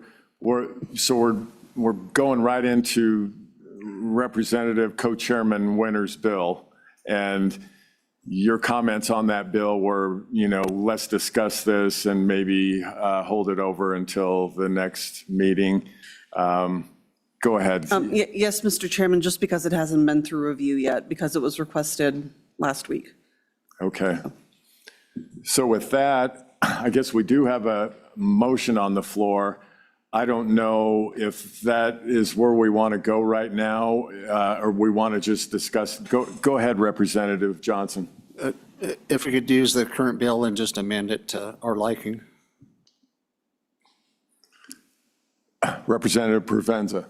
Thank you, Mr. Chairman. Yeah, I think my recommendation for the committee would be what, LSO has not gone through the legal review process of making sure that this language makes the right sense for us. So I would say if this is the prerogative of the committee wants to go this direction, then I think the motion should be to have a bill drafted for the consideration at the next meeting. And then you can consider, then we can consider it in its full form there after it's gone through our legal vetting process, rather than sponsoring a bill as a committee bill today that hasn't gone through the legal process. Thank you, Mr. Chairman. Representative Crago, thank you. Thank you, Mr. Chairman. So I agree with the good representative to my left. It also would allow some of us to work on some other amendments. I think there's some opportunities, even in this short little structure, to maybe put some sideboards on what that looks like, because just me personally, as it's written now, I really can't support the bill, although I want Game and Fish to have that ability. I think there could be some sideboards built into that, but if we just pass the bill today, we're not going to have that chance. So I too echo LSO's recommendation, as well as Representative Provenza, that we just ask for a bill draft. This becomes a bill draft, and then we could think about some amendments between now and our October meeting, Mr. Chairman. Thank you. Thank you, Senator Crago. I think I misrepresented you the first time around, so I apologize for that. Representative Johnson, I guess before we go to you, I would concur with that. We can work the bill right now, make some amendments to it, and get it in good draft form if there's any changes. And I guess, would you agree with that, Representative? Yes, Mr. Chairman. Thank you. Would you like to hear my proposal right now? Go ahead, Representative Johnson. Thank you, Mr. Chairman. I would like to see that landowners get two licenses, 2 tags, that the majority of their income needs to be produced from the land that they are getting the tags from, and that these tags are transferable with no strings attached. And that's my thoughts. Any discussion? Senator Pearson. Thank you, Mr. Chairman. So I think that we're talking about two different things here. So this bill is addressing the commission being able to cap landowner tags. What Representative Johnson is talking about would be a completely different bill with these sideboards on. So I'm just wondering if we're kind of trying to mesh two things together. I don't know. I mean, I've never been a legislator before, but I feel like if we're going to be doing this, we need to have one issue that is this capping issue, and then another issue or another bill that is addressing the landowner tags, the transferability, things like that. And so, and of course, there's a few of us that have been in discussions with all of the stakeholders here. And so I think, I mean, it's up to Representative Johnson, if he wants to create a bill draft based on the landowner transferability and things like that, but, and how many tags per the acreage or whatever. But I think that needs to be a separate bill draft. But like I said, I want to make sure that we create something, if we do a separate bill draft, that all of the stakeholders are in agreement with. I want transferable tags, we know that, but I want to make sure that there's buy-in from everybody, whichever way we do it for Wyoming. And so, and of course, we would have to approve that. So that's just I don't know if I'm right or I'm wrong, but that's my input. Thank you. Thanks, Senator Pearson. Go ahead, Representative Johnson. Thank you, Mr. Chairman. I would like to add to my wish list that we somehow incorporate a point system so that all the limited quota tags don't go to just the landowners.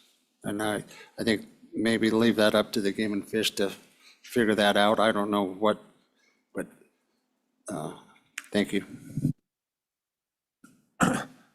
I've got a question. Representative Johnson, would you agree that the bill that we're discussing right now should be separate from another discussion on separating things out? Or is the committee looking for just one product to come out of here? What's your thoughts on that, Representative? Thank you.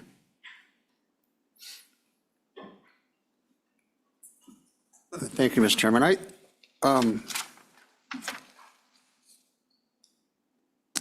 I don't know what we would do. Maybe, I think we could just add this to this current bill. I don't know what, I think, have Senator Pearson discuss that.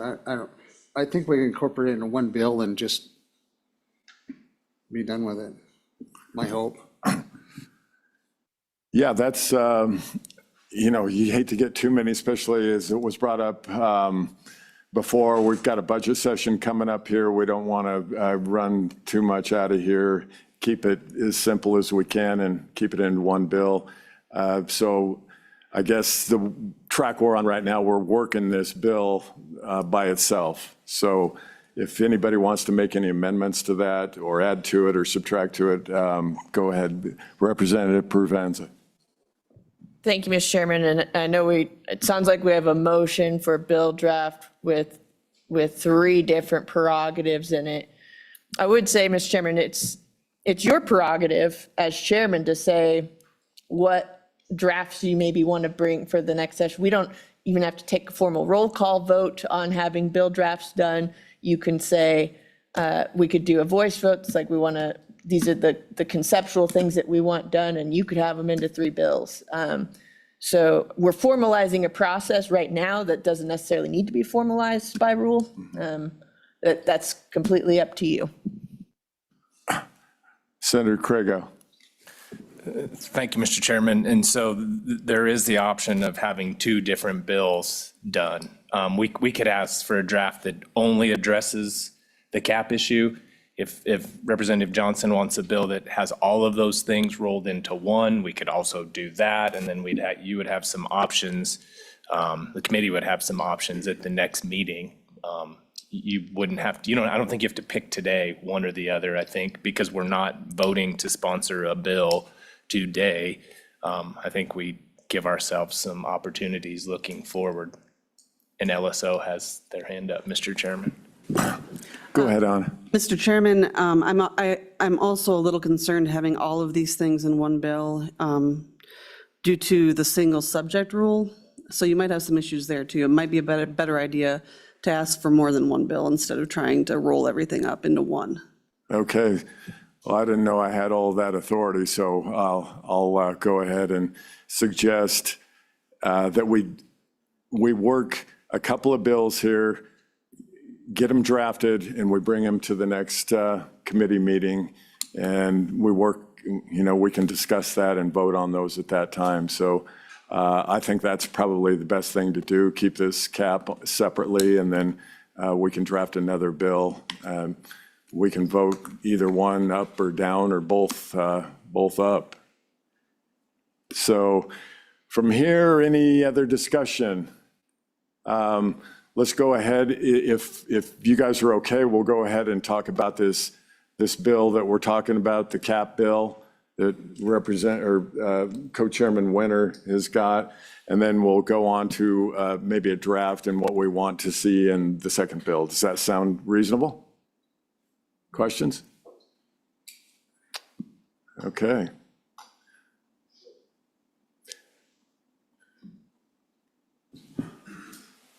Any comments?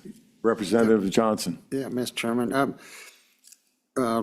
Line 16, 17 to 19, we're going to limit the number of landowner hunting tags to 2. I would add 2 to the number there. And I guess, how many subject, what is a subject item? If we said that, could we incorporate the point system into that landowner tag system somewhere to help protect the sportsmen of Wyoming? That's a start anyway. Discussion. Oh, also make that those tags are sellable or at the discretion of the landowner. Do whatever they want with them. Okay, I think I have all that down. Mr. Chairman, the way I read the bill, it's limiting the number of landowner hunting licenses that can be given out in total in any limited quota hunt area. So I don't think there's any need to put the 2 landowner hunting license limitation in there. You good with that, Representative? So it would be understood that there would be 2 per landowner?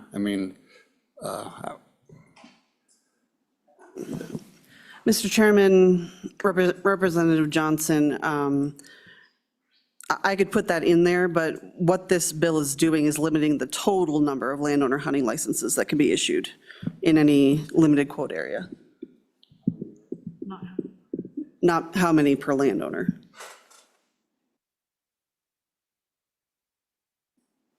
Representative Johnson. So I guess we want to limit it to two tags per landowner.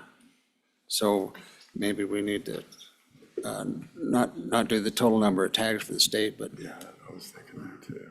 Somehow do that. Representative Strzok, and then Thank you, Chairman. Pearson. I think we need to kind of, that one issue that they had, that Pathfinder got like 57 because they had all those people incorporated in there. I don't know. It gets messy. So how do we fix that issue? Thank you. Senator Pearson. Thank you, Mr. Chairman. So currently landowners are getting 2 tags. And so, I mean, 2 tags per species, right? So I don't think that this is addressing that issue, like as far as limiting it to 2 tags, because that's what landowners are currently getting, unless we have landowners that are doing nefarious things, of course. But, so I don't think that this bill is addressing that. Like, if I was gonna put something in this bill, I would say, the cap goes to 160 acres non-cultivated, or 320 acres non-cultivated, or out-of-state residents that don't even live here on the land. If we were going to amend this bill, those would be things that I would say, as far as those people going into that cap or going into the draw for the next season. So those are things that I'm seeing for this bill. Not that I don't agree with some of the things that you're proposing, but I think it needs to be in a separate bill. But this bill, as it stands, I don't agree with. And so, anyway, those are just some suggestions for me. Thank you. Representative Schmidt. Mr. Then Chairman, Representative Bruce. thank you. I just need some clarification. I'm a little confused. I think we decided that we were going to have two separate bill drafts. Am I correct on that? Yes, Representative. Okay. So are we talking now about Co-Chairman Winter's bill? That should be the focus, right? I think that's the focus right now, Okay. is And then- Co-Chairman Winter's bill. Okay, and then what Representative Johnson is recommending, that he's been talking about, should we set those aside now and talk about those as a second bill? Thank you, Representative. That's the way I'm kind of going down the path of as well, too. Go ahead, Representative Provenza. Thank you, Mr. Chairman. So just to Representative Schmidt, I think what Representative Johnson wants to do is put some stipulations on what the commission can limit in terms of for landowner tags. Separate from that, I would say, so what this would look like would be, and Game and Fish maybe can shake or nod their head if I'm wrong or correct, but right now they can't say anything about tags and how they're allocated based on, like, they can't cap if landowners get 100% of the area tags or not, right? And so what Game and Fish could do under this bill would mean that Game and Fish gets to go to their rules and regulations. They'll have to go through a public comment period, public meetings, figure out what it should be, because there's a lot of different moving parts when we talk about how we allocate hunting tags. So I think we have one of the most complicated hunting tag systems in the country, not necessarily for the user, but on the back end. And so you put in for a tag, it goes through a formula, and now what Game and Fish would have to consider is, if you're a landowner, they would have to come up with rules that they would run through the public, it'd have a public comment period, and then we would then determine for landowners that they might have a different preference point system. They're no longer going to be able to get 100% of the tags in Area 71 for pronghorn. So this gives more flexibility than if we were to put it in statute. So if we do statute and say landowner caps can look like each landowner gets 2 per area or whatever, if we put those in statute, Game and Fish no longer is necessarily able to kind of adjust what that looks like, maybe based on populations. So if we have another bad snow season in your area and a large proportion of pronghorn die, and we have in here that the landowner has to have X number of tags, then the landowner still gets to have those tags, even if it doesn't fit what's best for the herd and for the wildlife that belong to the people of Wyoming. This bill gives that flexibility, so we're not heavy-handed on top of this, and allows for some of that, the people that are best suited, that are the experts in deciding what that should look like. Now, if this committee doesn't like what they come up with, then you can come back and we maybe change that. But I think we don't have any clue what we're stepping into if we start putting in statute, which are long-term, takes a long time to change our statutes, right? So that would be my background on how I think this would play out. Senator Pearson. Thank you, Mr. Chairman. So perhaps we could put an amendment in here where, and I don't know how you word it, you guys are going to have to figure out how to word it, but in an event of, say, a storm like 2 years ago or 3 years ago or whatever, then the commission has the ability, in a emergency, whatever, situation to cap landowners, which I think a lot of landowners a few years ago sacrificed their tags because they realized that the wildlife population was being affected.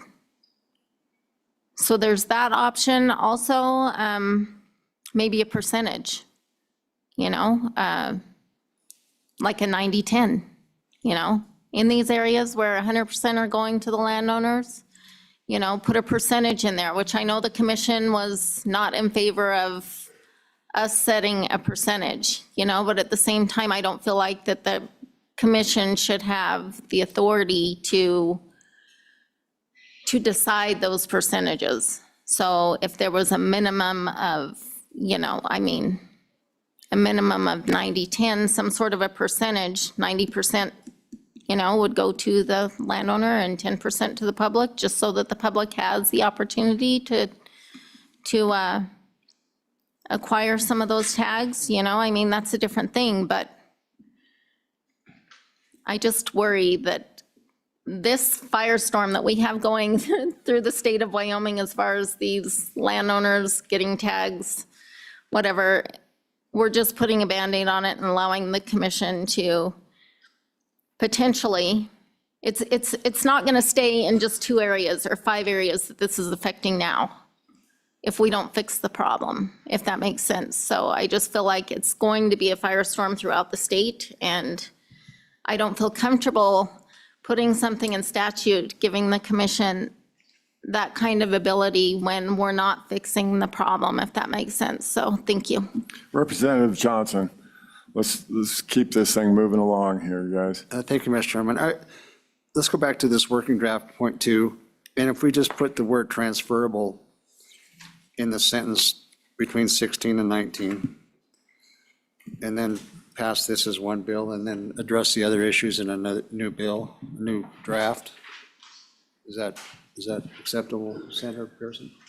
Yeah, thank you, Representative Johnson. That would be, after listening to all of this, that's sort of the main thing, is the transferability, the saleability, whether we can incorporate that into this discussion on this bill or we put that separate, but that's the way I see the 2 separate bills. If we can put it into one, if everybody thinks we can, maybe we can just keep it simple and have one bill and have the transferability and the cap language in there. Is that what you're saying, Representative Johnson? Yes, Mr. Chairman. Thank you. Any further discussion? With that, I guess, in the essence of time, I would, if you all agree, direct LSO to redraft this bill, have the cap language and the transferability and saleability in this one bill. Are you all good with that? Representative or Co-Chairman Winter, would you agree with that? Yes. Thank you. Go ahead, or Senator Crago. No, Mr. Chairman, I don't think I'm okay with that. And we probably ought to take a poll of the committee before we go that route. I mean, I think what we talked about literally just 10 minutes ago was we were going to have 2 bill drafts. If we don't want to address the cap issue on its own, I guess that's fine. But I think we talked about, Mr. Chairman, having 2 bill drafts, one that's just the cap and then one that's something else. I don't know exactly what the committee's pleasure is on that, but even though I'm not necessarily fully supportive of that bill. I think it's worthy of its own discussion on its, in its own bill, so that we can, we could think about amendments to that or minor amendments to that between now and the next meeting. But if we just start rolling everything into that, we're going to run into issues that Anna identified, which is single subject. So we're going to have a bill draft that's not constitutional, and we'll have zero chance of passing 2/3 of either chamber. So just pointing that out, if we want to do all this work and have a bill that dies on introduction, then by all means, let's do that. But I would suggest we do a bill draft.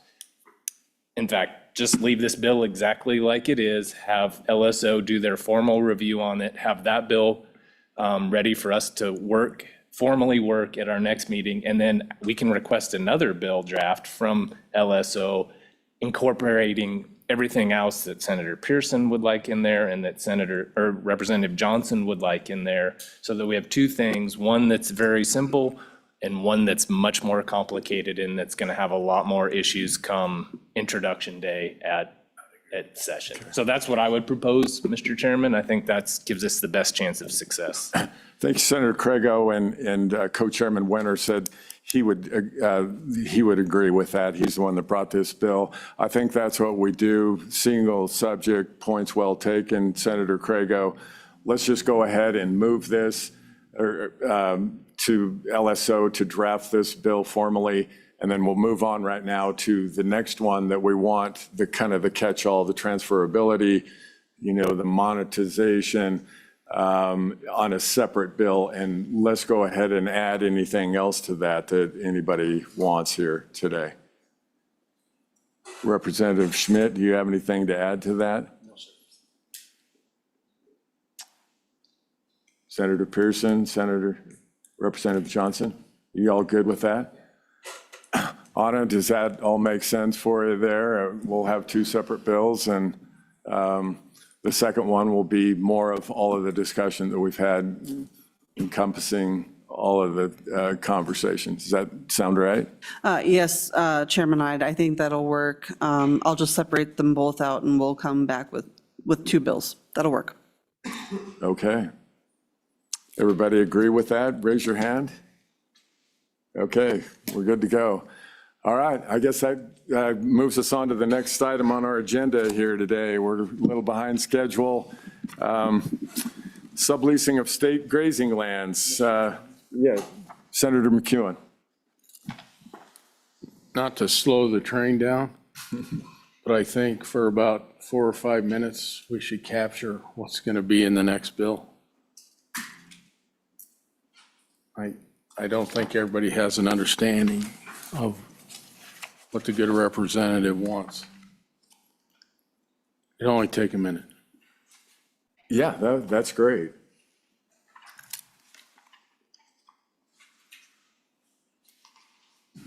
Senator, are you throwing the ball to me?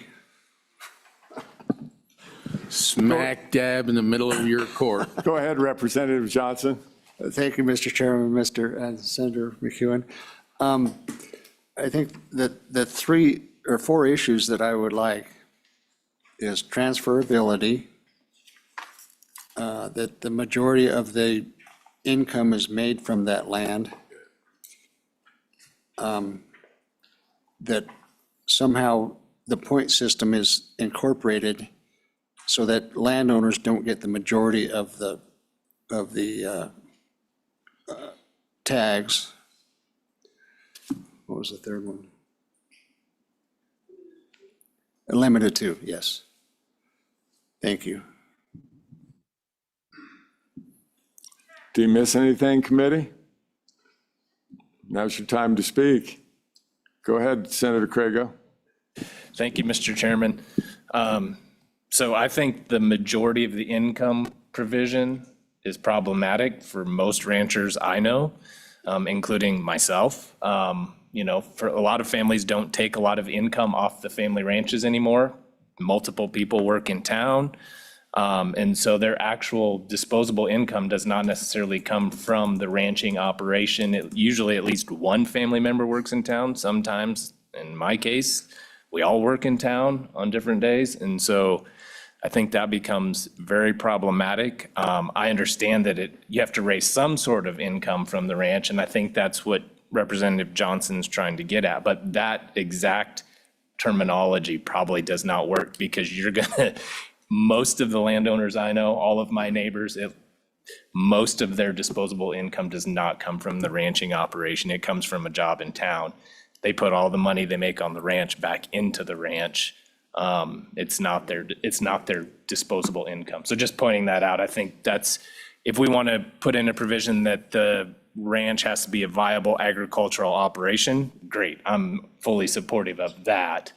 But the income language becomes tricky, I think. Thanks, Senator Craigo. And just a reminder, we're really not working the bill right now. And if that's in there, we can discuss that when we see that draft and have that there. So thank you for your comments. Anybody else? Representative Johnson. Thank you, Mr. Chairman. And to Senator Craigo, if we go back to the requirement that it be agriculturally zoned by county tax roll, that would take that, that income limit off of there, but they would still have to use it for agricultural purposes. They couldn't just buy a chunk of land and get a license, is probably what we're looking for.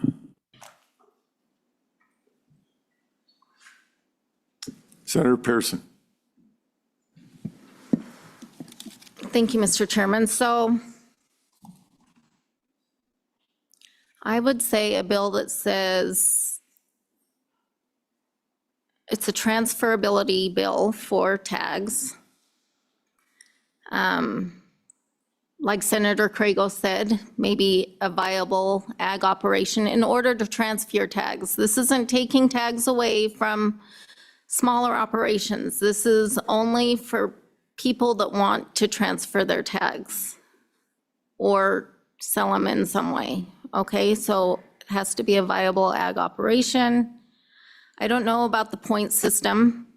Maybe we could say just 1 or 2 tags of those, you know, depending on how many you get per you get 2 per species, but I don't know in different areas whether people are getting 2 antelope, 2 deer, or 2 antelope, 2 deer, 2 elk, or whatever, but maybe we could just limit the number of transferable tags for now to, and I think that this is what Representative Johnson is getting at, you know, that only 2 of, say like for us, it would be 6, we get 2 antelope, 2 deer, 2 elk, but 2 of those tags would be able to be transferred or something like that. But I don't know about the point system.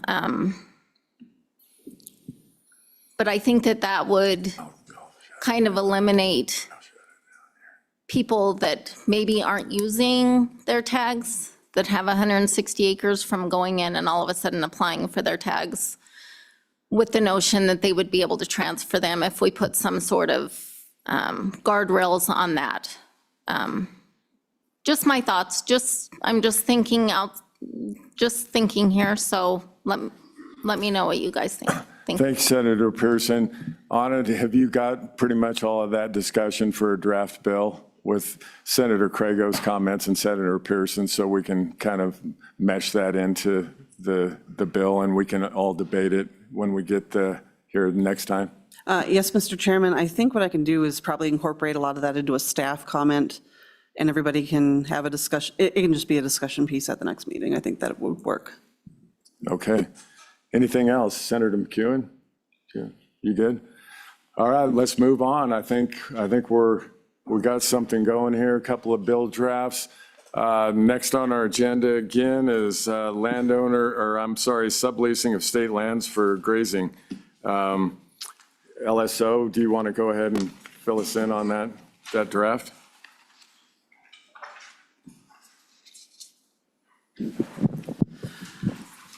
Thank you, Mr. Chairman. Anna Johnson, LSO. This bill draft is 26 LSO 112, subleasing for grazing state trust lands. So if you're looking at the bill, beginning on page 2, Wyoming Statute 365105D is amended to read that if a lessee of state lands assigns, contracts or subleases, all or part of his lease area, or authorizes the grazing of non-owned livestock where the responsibility for grazing management is not maintained by the lessee, the lease is subject to cancellation unless certain criteria which are in this bill are met. Paragraph D4, beginning on page 2, outlines situations where a lessee of state lands who uses the land for grazing is not required to obtain the approval of the director to allow livestock the lessee doesn't own to graze on state lands, and where the lessee will not be subject to the payment of excess rentals. Subparagraph A on page 3 states that a lessee will not be subject to the provisions of subsection D if not less than 80% of the grazing livestock belongs to the lessee and another person, and the lessee continues to manage the livestock. Subparagraph B requires that the grazing management not be transferred to the owner of the livestock or another person. And then subparagraph D states that the grazing of non-owned livestock under paragraph D4 is subject to payment of a non-owned livestock grazing fee established by the board in an amount not to exceed 10% of the annual rent of the leased land on which the livestock is grazed, multiplied by the percentage of non-owned livestock on the leased land. And then in section 2 on page 4, there's some obsolete language that's repealed, and I put that language in a staff comment there. And then on section 3 on page 5, it indicates that this bill draft will only apply to leases entered into or renewed on or after July 1st, 2026. And then section 4 provides an effective date. And then if anybody has questions, I'd be happy to answer them. Committee.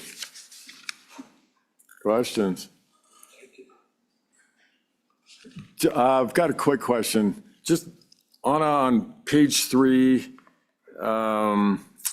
right there in the middle on line 10, or starts on line 9, that additional language. I kind of stumbled through trying to do the math on that. Could you just give a quick hypothetical on that 80%, just so it's kind of clear on, say on 100 head of livestock, what that 80% looks like, just in committee? Maybe already understands it, but it might help me out a little bit here. So basically, Mr. Chairman, the livestock owned by the lessee and another person has to equal 80%. So 81 of those 100 cows would have to belong to the lessee as well as a person that's sharing that grazing land. So it has to, more than 80% has to be owned by 2 people, the lessee and one other person. Does that make sense? Am I confusing you more? Yeah, that helps. Okay. That helps. Is that clear? Representative Johnson? I'm sorry, I couldn't hear you. Representative Johnson? I'm sorry, Mr. Chairman. 80% of the livestock units. Is that what I'm saying? If there's a cow and a calf? Right. No, not per head, but. I think it would be per head. But then OSLI could Well, I correct me guess, if I'm wrong. Does that matter? Probably not. Any questions on the bill?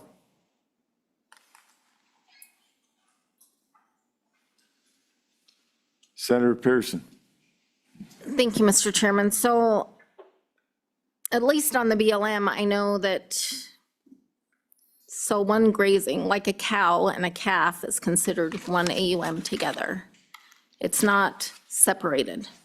Like a cow and a calf is not considered 2. A cow and a calf is considered 1 AUM. A bull is considered 1 AUM. Generally, 5 sheep equals 1 cow. So 5 sheep would equal 1 AUM for, I'm just explaining this to the public, and Jim can correct me if I'm wrong. So 5 sheep is generally equal to 1 cow. So anyway, I just wanted to make that clear because it sounded like Representative Johnson wasn't sure. Thank you. Thank you, Senator Pearson. So I guess we can go, is Office of State Lands here? We'll go ahead and have you come up, and we'll go to public comment and then work the bill. And thank you. Go ahead, Director, and state your name. And good morning, Mr. Chairman. Stacia Berry with the Office of State Lands and Investments. Thank you for the opportunity to visit with the committee today. I think the conversation that the committee is having right now is a prime reason that I would ask if we could consider some suggestions that our office brought, and I think was passed out to the committee this morning. In conversations with industry groups, I think that the goal that we're trying to achieve is twofold. There has been some confusion and some frustration with the Office of State Lands in how subleasing has been handled. And I know that I think some of the 80% you're seeing in this draft in front of you was maybe meant differently in some previous suggestions and more towards ownership, common ownership between like a ranch corp and a cattle corp, and that not needing to be a sublease. And in our conversations with industry groups, we came up with maybe a little bit more straightforward option for the committee to consider. Does the committee all have the proposed language? All right, and I think Representative Eklund, we should have emailed you a digital copy so that you can see it as we talk about it. Right now in statute, in order for it not to be a sublease, there are three things that are required. And that's that the ratio of owned to non-owned livestock does not exceed 1-to-1 for more than 2 years out of a 10-year period.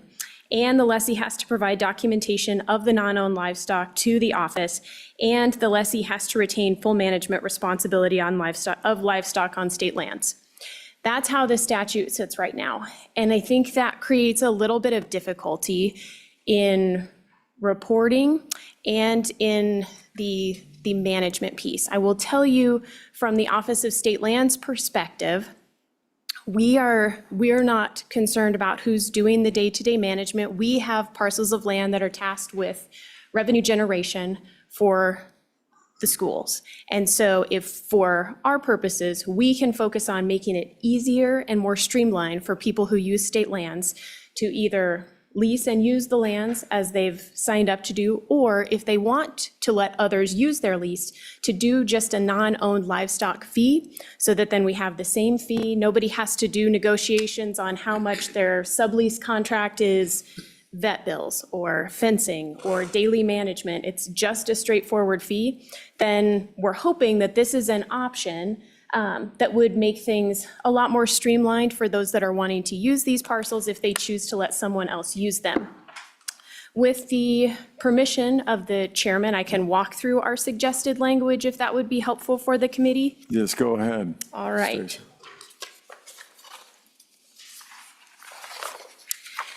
Now, one thing I want to mention is on that first page, under 365105D3, we put in a definition of excess rental. And so when you do a sublease with our office, the way that the statute and the rules read is that if you sublease your state parcel to someone for more than your annual rental, then anything over the price of that annual rental gets split 50-50 with the state. And so when we have folks send in those subleases to our office, we help them through the math of calculating that excess rental. We thought it may be helpful to have that in statute so that then it was clear how excess rental was being calculated. So the definition we've suggested is excess rental is the amount of money received from the sublease by the lessee that surpasses the current annual lease rental. Excess rental is to be calculated by identifying the total money received for only the uses of state lands and subtracting the annual lease rental. That last sentence is added on there because there are some times where you have ranches that have large sublease agreements, and they include not only private land, state land, but federal land. So we wanted to make clear that no one thought we were looking for excess rental on anything other than state parcels, because that's all we would be entitled to. So we wanted ranchers to know when they call the office, when they look at the statute, excess rental only applies to that rental on state land parcels. Then as you go down to number 4, we have put together the idea of this non-owned livestock fee, and it's twofold. So a lessee of state lands whose lease authorizes grazing on the state lands shall not be required to obtain the approval of the director to allow livestock the lessee does not own to graze on state lands, provided A, notice of the presence of livestock not owned by the lessee is given on a form provided by the Office of State Lands and Investments within 30 days of the arrival of the livestock on the state lease. And B, in addition to annual rental, the lessee pays a fee per head of non-owned livestock established by the board not to exceed the annual AUM rental rate within 30 days of removal of the non-owned livestock. The thought process behind this being is that the board could establish what was, at first I thought maybe the rate should be in the statute. But the AUM rate changes over time. It's statutorily calculated, and also the AUM rate is dictated to our office to make sure that those rates stay affordable for producers, and knowing that right now an AUM rate is $5.97. And so the board would be able to determine what percentage of that would be appropriate per head. And to Senator Pearson's point, I think in the definition of per head, we would make sure that it was clear that the ratio for sheep would be different. It would be the same as calculated for an AUM, although it would be on a per head basis. But that would be set to be assessed by the Board of Land Commissioners. And the thinking being that when you brought animals on, you had 30 days to tell the office, and when the animals leave, because one thing that we see with producers is you might have a different number of head than you anticipate coming on. So we don't want them to have to pay for anything that wasn't there. So that's why we're not asking for payment until it's over. We're mostly asking for notice when it starts. And the only reason this really matters is when you have somebody that wants to conflict your lease. There's 3.4 million surface acres, 98% of them are in grazing leases. We can't watch them all every day, but your neighbors are watching. And they're waiting the 10-year clock, and we want to make sure that producers that are on those leases that want to protect their preference can do that. And if you don't have a valid sublease, you can put yourself in jeopardy for your preference if someone tries to conflict your lease. So this tries to provide a way for producers to make sure they're protected by noticing the office, paying the fee, so that then the lands can generate some income for non-owned livestock, but then hopefully streamline this. And lastly, if you can look to letter E, I'm hoping that this answers some of the concern from the industry about what we were talking about at the very beginning. And that's many times you will have families that have a ranch corp that holds the lease with the state. And their cattle corp or any other company that they hold might be the ones that own the cattle. I think that in the past, this office has been pretty strict on if it's a different entity, then it's a sublease. Now, granted, they can sublease it to themselves for $0 to make sure that they're in compliance, but technically they're different legal entities. This letter E says, if at the time the state grazing lease is renewed, it is certified by the lessee that the common ownership of the entities holding the state grazing lease and owning the livestock grazed on the grazing lease are not less than 80%, a sublease or the non-owned livestock fee shall not be required. So if that ownership piece, so this is not having to do with the percentage of animals out there, this is the percentage of ownership in the entities. As long as they both share 80% common ownership, no sublease would be required. So then they would just be able to certify that to our office. So these are some of the suggestions that we bring forward for your consideration in consultation with industry representatives, and I'm happy to clarify or answer any questions that might be helpful for the committee. Thank you, Stacia. Senator Craig. Thank you, Mr. Chairman. Director, thanks for joining us today. So I'm just looking at the compensation part. So if we go to the top of page 2, paragraph B, it says, in addition to annual rental, the lessee pays a fee per head of non-owned livestock established by the board not to exceed the annual AUM rental rate within 30 days. So the way I read that is you could essentially double the rate. So for non-owned livestock, we pay the AUM fee per whatever it is for our particular lease, but now we could also pay twice that. Am I reading that correctly? So. Go ahead. Yeah, Mr. Chairman, thank you. Senator Crago, and happy to wordsmith it, the intent is not necessarily to double it. The limit is there to say that the fee assessed by the board per head of non-owned livestock can never get any larger than that AUM rate, and that's the best way that we could pin that in. I suppose if the board wanted to, they could up to double it. My anticipation wouldn't be that they would try and double it, but that's just the limit we tried to create, because when we initially talked about it, we said, what do we do? $3 a head, $2 a head? What's an appropriate non-owned livestock fee? And this is the way that we tried to give it to the Board of Land Commissioners so that they could determine what the appropriate non-owned livestock per head fee would be. And that's just the upper limit that we gave it so they could never go above that annual rental rate. Go ahead. Mr. Chairman. Thank you, Mr. Chairman. So then Director, how does that, I guess, coexist, or how does that language not contradict what is on page 1 regarding the excess rental? Because I'm just trying to rationalize in my mind, because we've worked on this for so many years in this committee, and then I thought we finally got it to a place where it made sense, at least mathematically.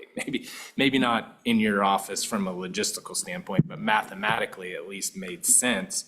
Because now we're saying no matter what, there's going to be a fee. I mean, it seems to me that if, depending on what the fee is, you would just go through the process of getting the sublease approved, because at least you're limited to, you would get to keep some of the excess rental.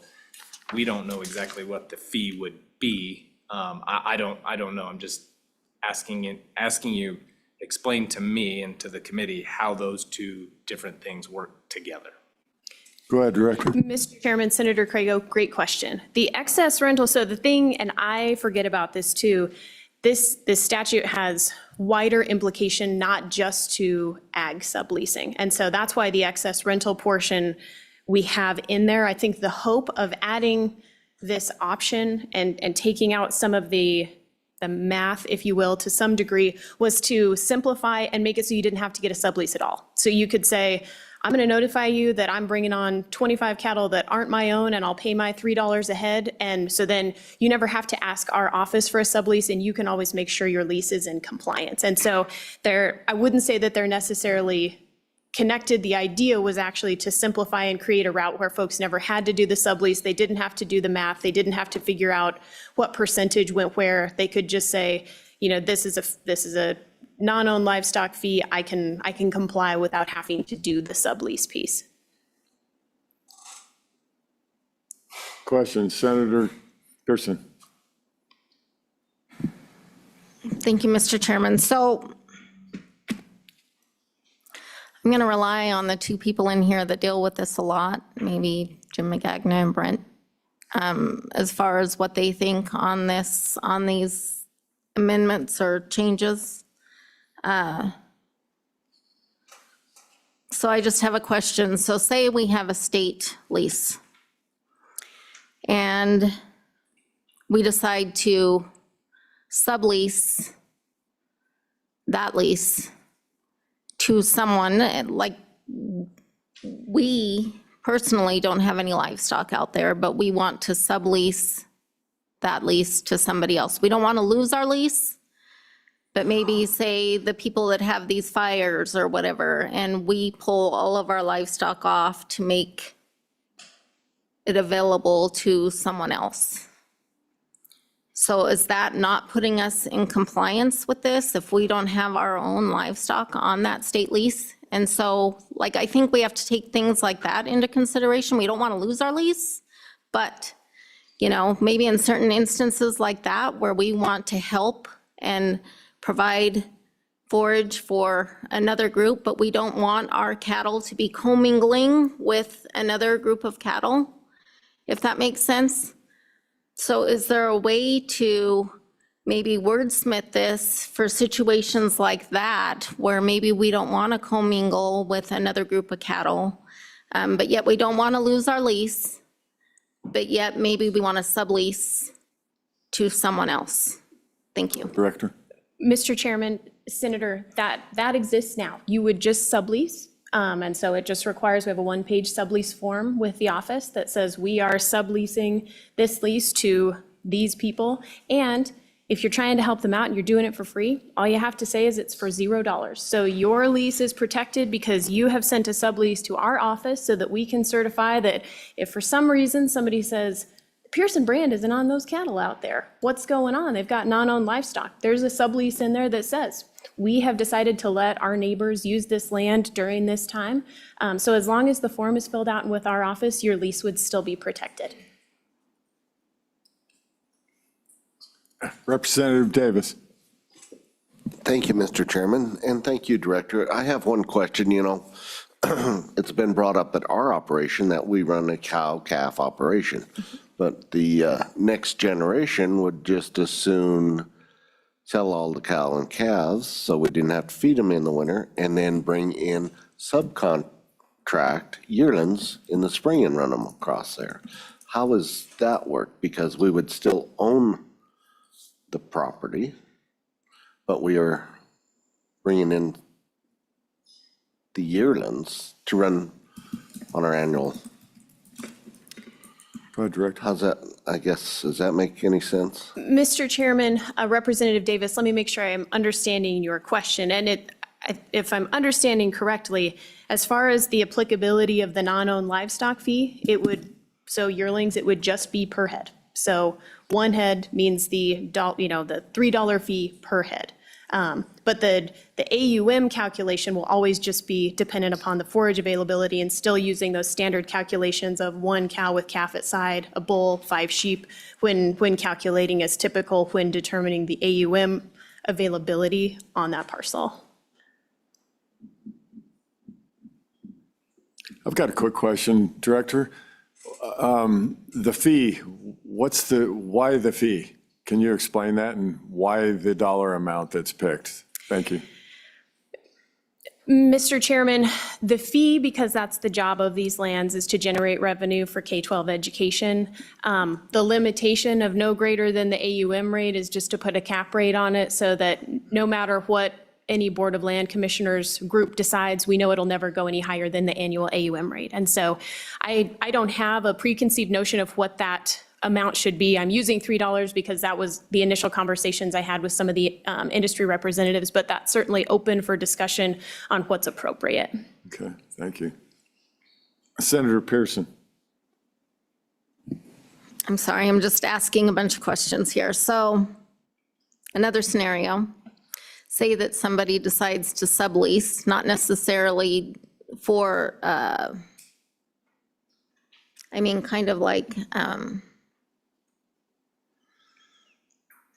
kind of like what we were talking on the yearlings. Say somebody wants to sublease this amount of state land sold, so that person that is subleasing is not able to charge a fee on top of what you are charging us. Like, we have to pay that fee, right? As the leaseholder, we would have to pay that fee to you, but they're not allowed to charge on top of that to whoever owns the cows that we're subleasing to. Is that what I'm getting? There's no way for us as the leaseholder to make any money on that lease if we decide to sublease. Go ahead, Director. Mr. Chairman, Senator Pearson, there is, you just have to split it with the state. The way the law reads is that excess rental, the extra that you're making on top of the state parcel, gets split 50% with the state. So if you're making money on state land, the trust beneficiaries share in that making money on state trust land. So it just still has to be subleased, but it's excess rental that's split 50-50, which is how it is now. Representative Strzok. Thank you, Chairman. This is turning it the other way. So with a state lease and you have an oil field came in and they have an oil now, it does not change how much we have to pay, but yet we've lost a little bit of our land. We're still paying the same amount and we're not receiving half of what you're making. I'm just curious how come it's not going both ways? Go ahead, Director. Mr. Chairman, Representative Strzok, it's split in that any grazing lessee that has oil and gas or other extractive industries come onto their grazing lease gets to negotiate what's called a surface impact payment. So you as the grazing lessee will work with the oil company to determine what's fair. And then when they bring forward the payment, you'll share in the payment with the state land office through that surface impact payment. So that will offset any of the area based on the lessee's negotiations with that oil or gas company that they wouldn't have available to them otherwise. So they will be paid for the surface impact that they suffer. Thank you. Follow-up. Thank you.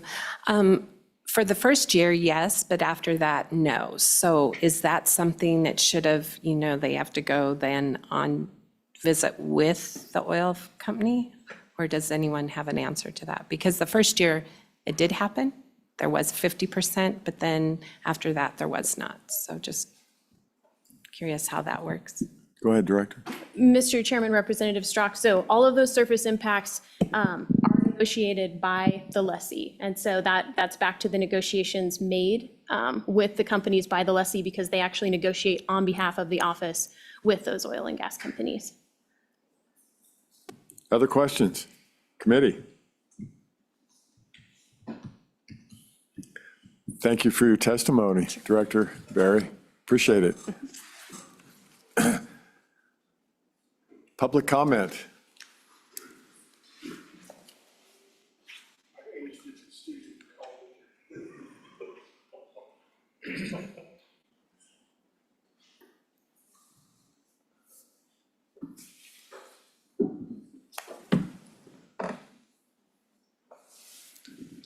Whoever wants to start first, go ahead and introduce yourself again.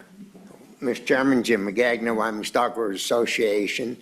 The original bill that you have before you that was drafted by LSO was based on some recommendations I had brought for your consideration at your last meeting. And a little bit of just brief background as to what we're trying to address here. Under the law that existed before 2024, anytime you brought on non-owned livestock, that was deemed to be a sublease. You had to get prior permission from the state land office, and you had to share any net gain you had from those livestock.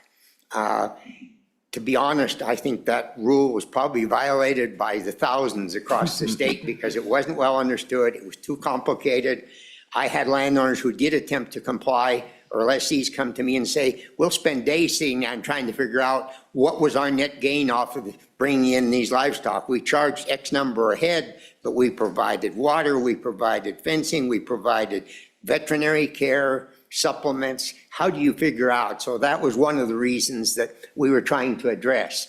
Then the legislature responded 2 years ago. Actually, the House passed a bill that we felt addressed it well. It got amended in the Senate to where it no longer addressed the issue. It complicated it further. And that's why we're back with this again, trying to make it work for the grazing lessees and recognize that, as was pointed out by Senator Crago, often today, lessees prefer, rather than running cow-calf operation and putting up hay and feeding hay all winter, perhaps to bring in yearling cattle for the summer. And they may buy some of those cattle and bring them in, but they may bring some of them in under an arrangement, a pasture arrangement, not a sublease of their land or the private land or of the state land, but a pasture arrangement. So addressing first the bill that was prepared by LSO, and appreciated working with them on that. There's one problem with that bill, and it's the one, Mr. Chairman, that you identified at the beginning, I think could be easily be fixed, where it talks about not less than 80% of the graves livestock owned by the lessee.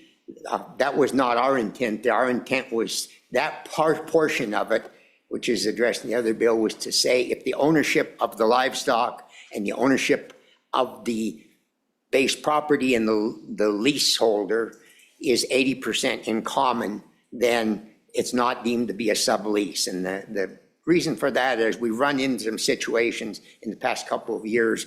It's not uncommon for a rancher to put their land in one corporation and their livestock in a separate corporation for tax purposes, for inheritance purposes, et cetera, and then bring the livestock onto that land. And under the way that the state land was forced to, or was interpreting that, one scenario, just use the example, the two corporations were owned exactly the same, except there was a differential. One stockholder, one family member who owned part of the land corporation but didn't have an interest in the corporation that owned the livestock. State land and their previous leadership said, well, then you've got to do a sublease because it's not exactly the same. That's an attempt to address that and say, as long as the ownership of two corporations is at least 80% in common. There's no sublease involved, no payments, nothing else.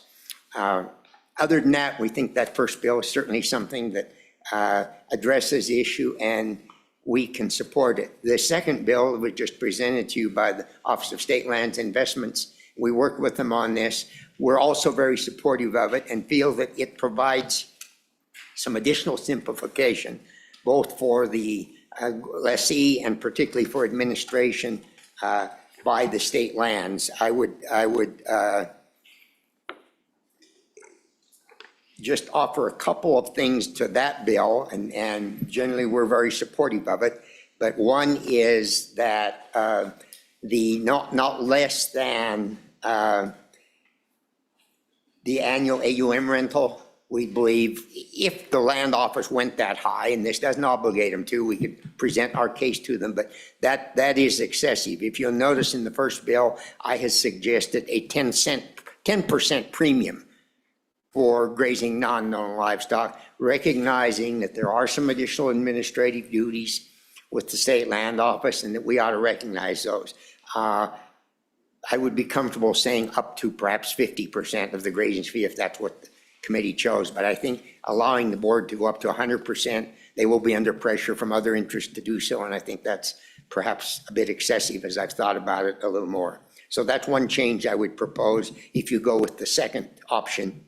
The other change, because the second option is based on a payment per head, and referencing back, I believe, comment made by Senator Tolliver earlier, I think it would be good to insert into that bill a definition of a head of livestock being an adult cow with or without a calf, and a ewe with or without a lamb, or a ram without a lamb. I think a definition there would be helpful so that there's no misunderstanding that you're paying per head on the progeny of those animals out there grazing as opposed to just the adult animals. But with those two changes, we would be very supportive of the bill as presented to you by the Office of State Lands. I'm happy to address any questions, Mr. Chairman. Thank you, Mr. McGagna. Questions? Senator Pearson. Thank you, Chairman. Okay, so I'm relying on your expertise here. So what was your first change on the, I guess I need to know, so will both of these bills kind of go together? Will they come together, this one as amendments to this bill? Is that how that's Mr. Chairman, or- Senator Tolliver, no, the way we envision it, the bill presented, the draft presented by Office of State Lands would be in lieu of the other bill. It's a choice between the two bills. It's not both of them. And one is, the first one is based strictly on AUMs, and the second one brings in the concept of number of head of livestock and provides some simplification. And we think it might be preferable, but certainly not both bills, because they both accomplish the same thing in slightly different ways. As to your question about amendments, were you referencing the first bill or the second bill? Well, I think that well, you mentioned amendments on both. So you prefer the state lands bill over the first one that we got? Mr. Chairman, Senator, we believe it's a little simpler, a little easier to administer. Okay, and then you mentioned two amendments on that. One was definitions of livestock. Yes. And the other one, what was the other one? Where is that line? The other recommendation that you made as far as the 50% or something? Mr. Chairman, Senator. Go ahead.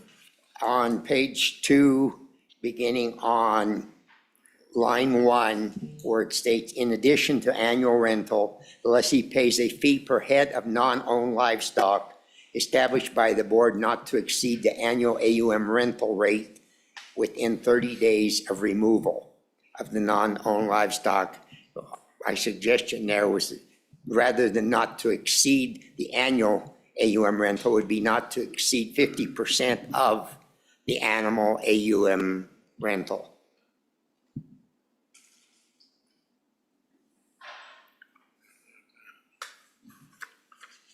Are you good, Senator Pearson? Yes, thank you. Questions? Oh, Representative Davis was, and then we'll go to Senator Craig.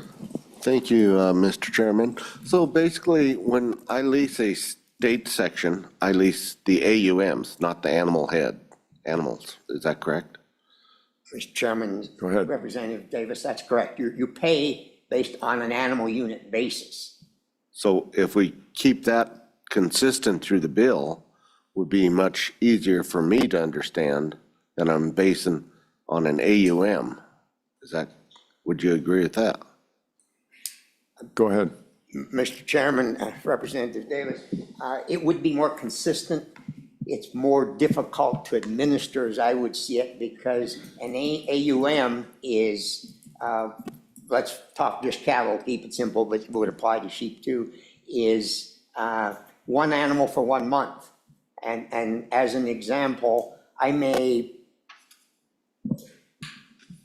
with state trust lands, unlike BLM, for example, BLM, you pay your lease based on the number of AUMs you utilize. With state trust lands, you pay for the number of AUMs that were determined, in most cases many years ago, to be available on that land. You pay that amount, whether you put one animal out there or whether you exceed that number or fail to use, as long as you take care of the land appropriately.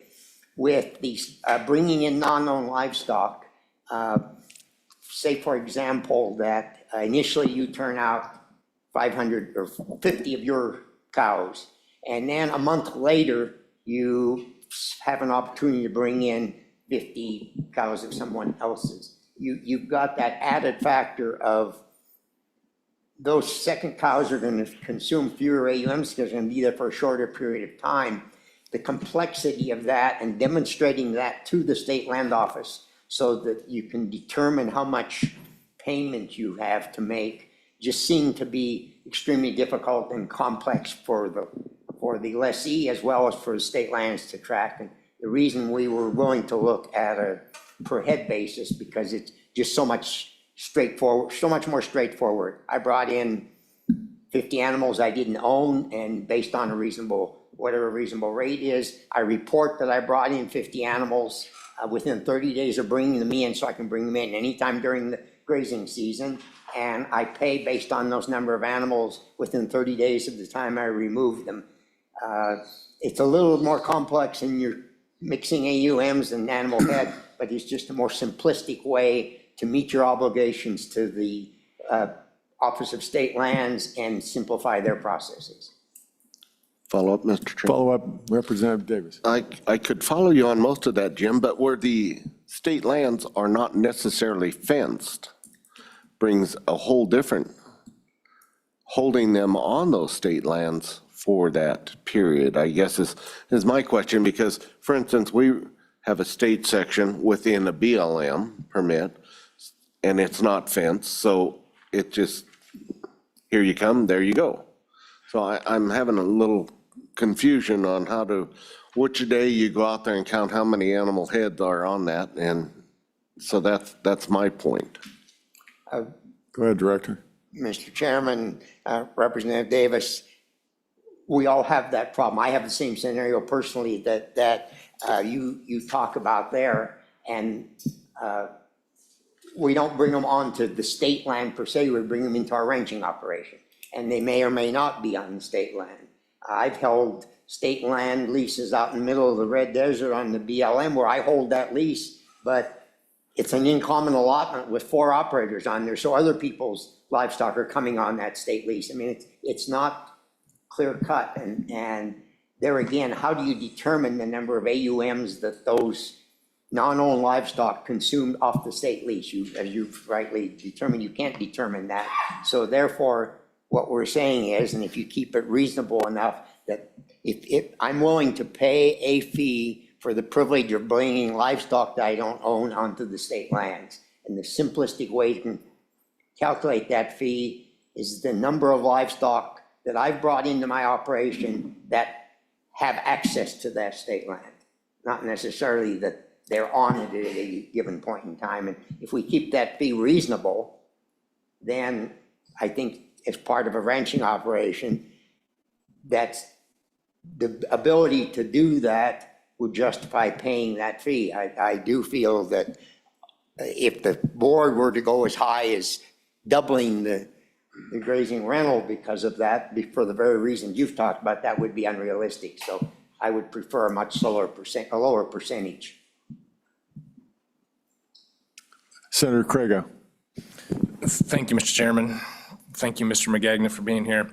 So you and I have worked extensively on this particular issue together. And 2 years ago, we finally got a bill across the finish line. And essentially that bill, one of our concerns in bringing that legislation was we had landowners who were maybe not subleasing all of their ranch, but maybe part of it, right? So maybe 20% of the livestock they're running on their particular parcel was not owned by them.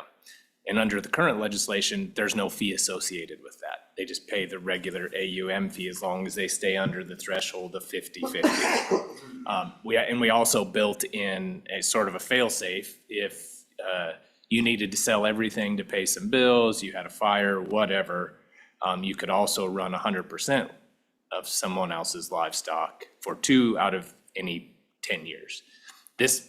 Both of these proposals would get rid of all that language and impose a fee. And so I guess my question for you, and based on your membership, why are we wanting to go back to the old, what I'm gonna call the old system, where we pay for every single non-owned head, no matter what? It'll be some sort of fee associated with every single non-owned head that comes onto our place, when we just put in provisions to not do that. So maybe you could explain why we want to go that direction.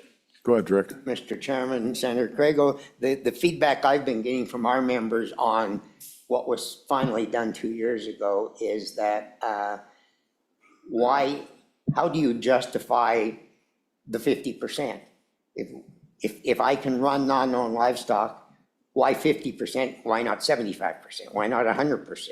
Or that it didn't make any sense to say I'm limited to 50%, as though beyond 50% there was some negative impact on state trust lands or something I'd done wrong. That just didn't make any sense. Had it been 100%, probably would have worked. This approach here is intended to say you can do 100%.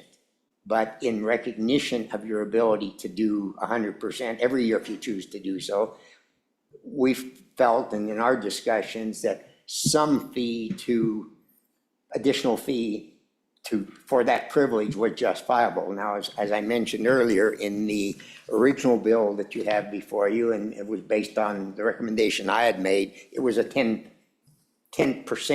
fee. And I felt that was a good starting point.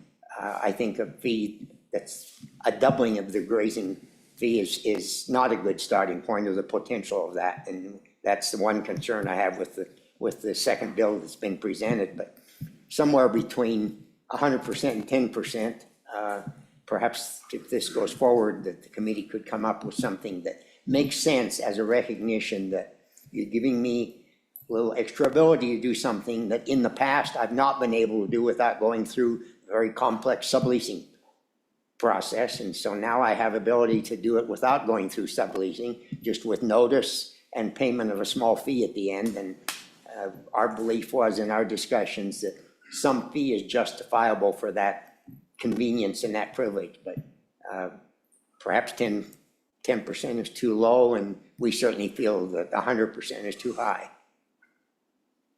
Good. Senator Pearson. I just want to wrap my head around this. So just as an example, so we have a piece of state land inside of our private land. And like you said, there are several people out there on the public land that are paying a lease to the BLM, right? So in the fall, all of these cows come down to our place, run through our fences, and we've just decided to throw our hands in the air in this area, not necessarily our farmland, but at the ranch. Throwing our hands in the air saying we're not gonna stop them. right? And so we have all of these cows that are coming down into our field that has a section of state land. And I'm sure that my dad pays the state land fee or whatever for that piece of state land, but we're not taking into account all of these cattle from other producers that have leases on public land that are just coming in and they're on that state land. I'm wondering, how is this going to affect that? Because we don't really look at those numbers. We're just like, whatever, we're not going to stop them. Everyone will gather here in the fall and it's the way it is. And so I'm just wondering, I don't know what the current statute says as far as that or how all of that works, but maybe you can enlighten me how that works. You comment on that, Director? Mr. Chairman, Senator Tolliver, this is not intended to address that. This is intended to address the scenario where you make a conscious decision to bring non-known livestock onto your land.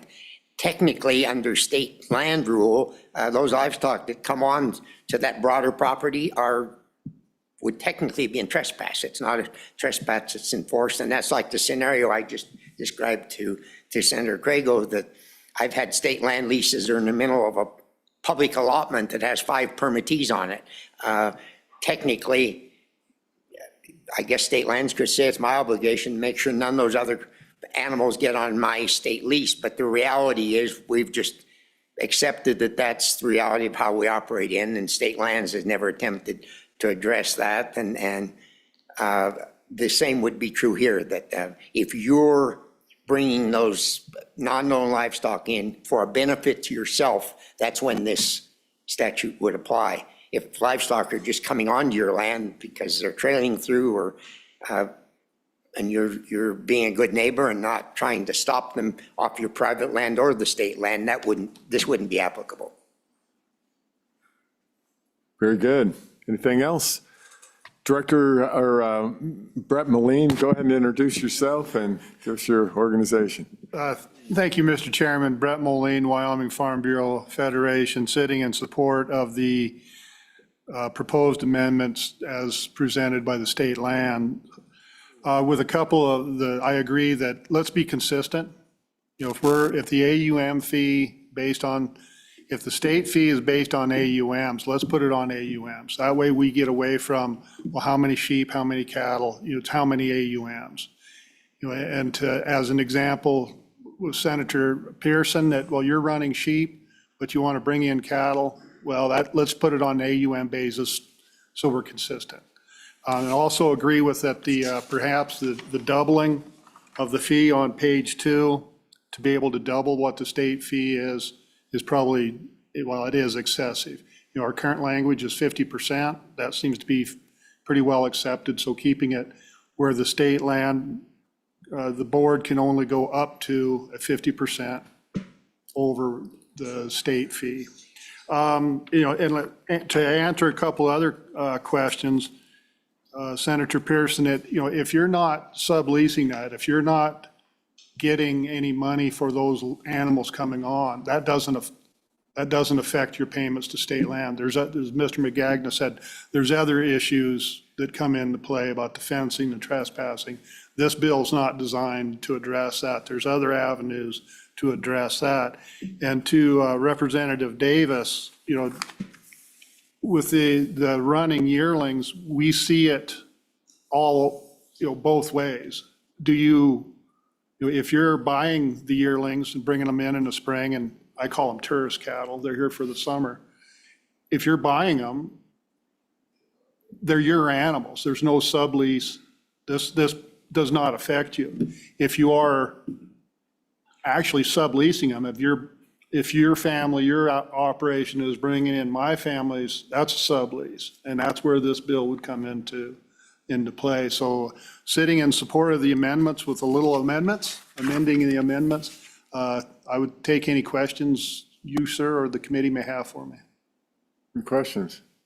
Senator Pearson. I'm sorry to do this to you guys. So you agree with Jim's amendments, the 50%, and then the definitions of livestock. Was there anything else that you agree with what Jim had said.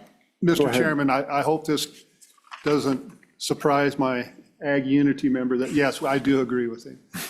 I think keeping it consistent, instead of head, let's make it AUMs. That way, we know how to convert from sheep to cattle to horse AUMs. If it's bulls, stallions, whatever, we know how to do that. That would be consistent with everything else. Thank you. I have a quick question. Back to the 100%, the 50%, the 10%. Mr. Magagna, you kind of answered the question I asked earlier. Why do you pay that excess fee? And, the words were privilege, convenience, and administrative. It seems like 50% even to me is a high administrative fee for just a small, maybe paperwork transaction on a sublease. I would be more in line with the 10% that you referenced earlier. You guys want to comment on that? Mr. Chairman, our current language is 50%. Lower is better. But I recognize, as Mr. Magagna pointed out, there is some cost to the state lands. And you need to keep your landlord informed of what's going on, and then having to do the forms. It costs money to do it, so we recognize that. So lower is better, but my suggestion is at least incorporate the language that we currently have that's 50% or less. Currently it's 50%, we would prefer lower, and knowing that if what this bill would do would be to set a ceiling. The board would have an option to always be lower, but should this draft go into the statutes, the maximum would be 50%. The board could set it lower. Thank you for that. And just for sake of viewing this, there's about, give or take, 4,000 grazing leases. How prevalent are subleases taking place on an annual basis? Does anybody really know that? Go ahead, Stacia, if you want to come up just to get some clarity on how much. Yeah, thank you.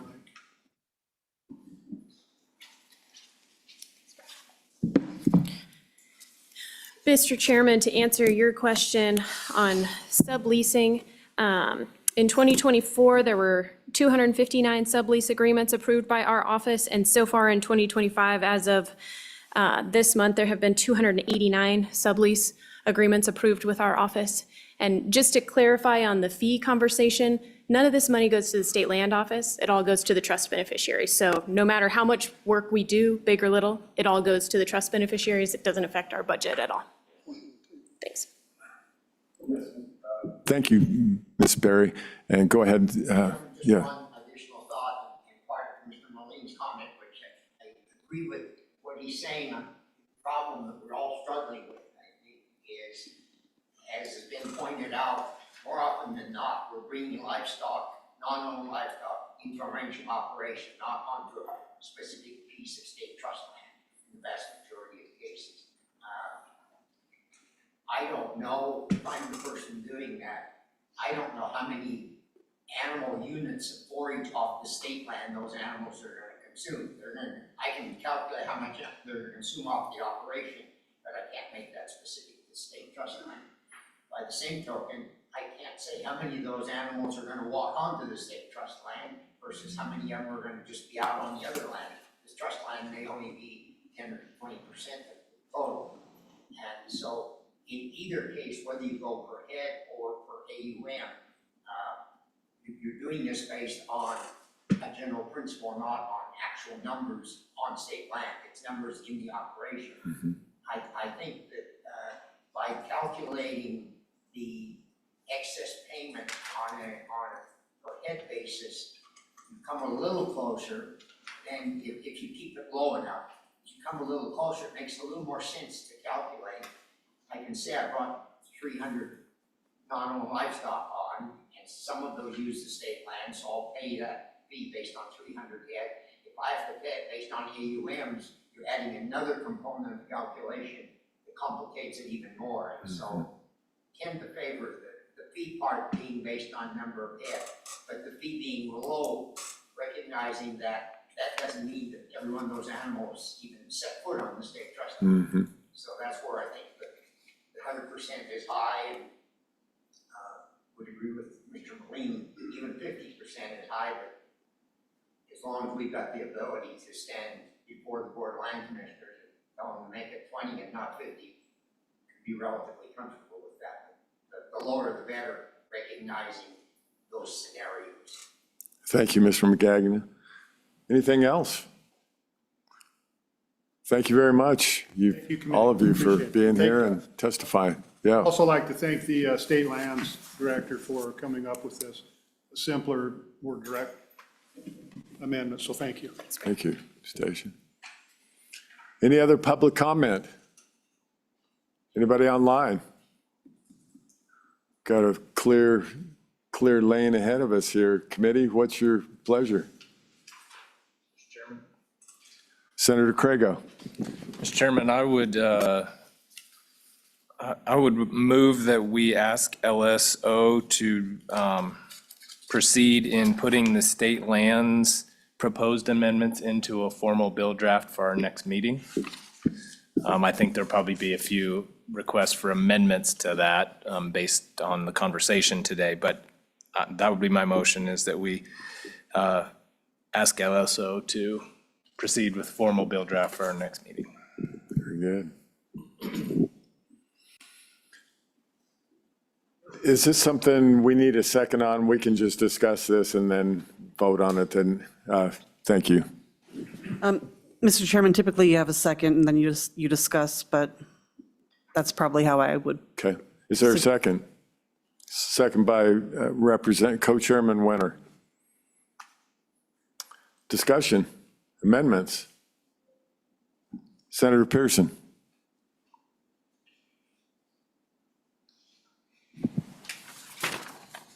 Thank you, Mr. Chairman. So I'm just wondering, in that bill draft, if we shouldn't have them go ahead and put the definitions in there?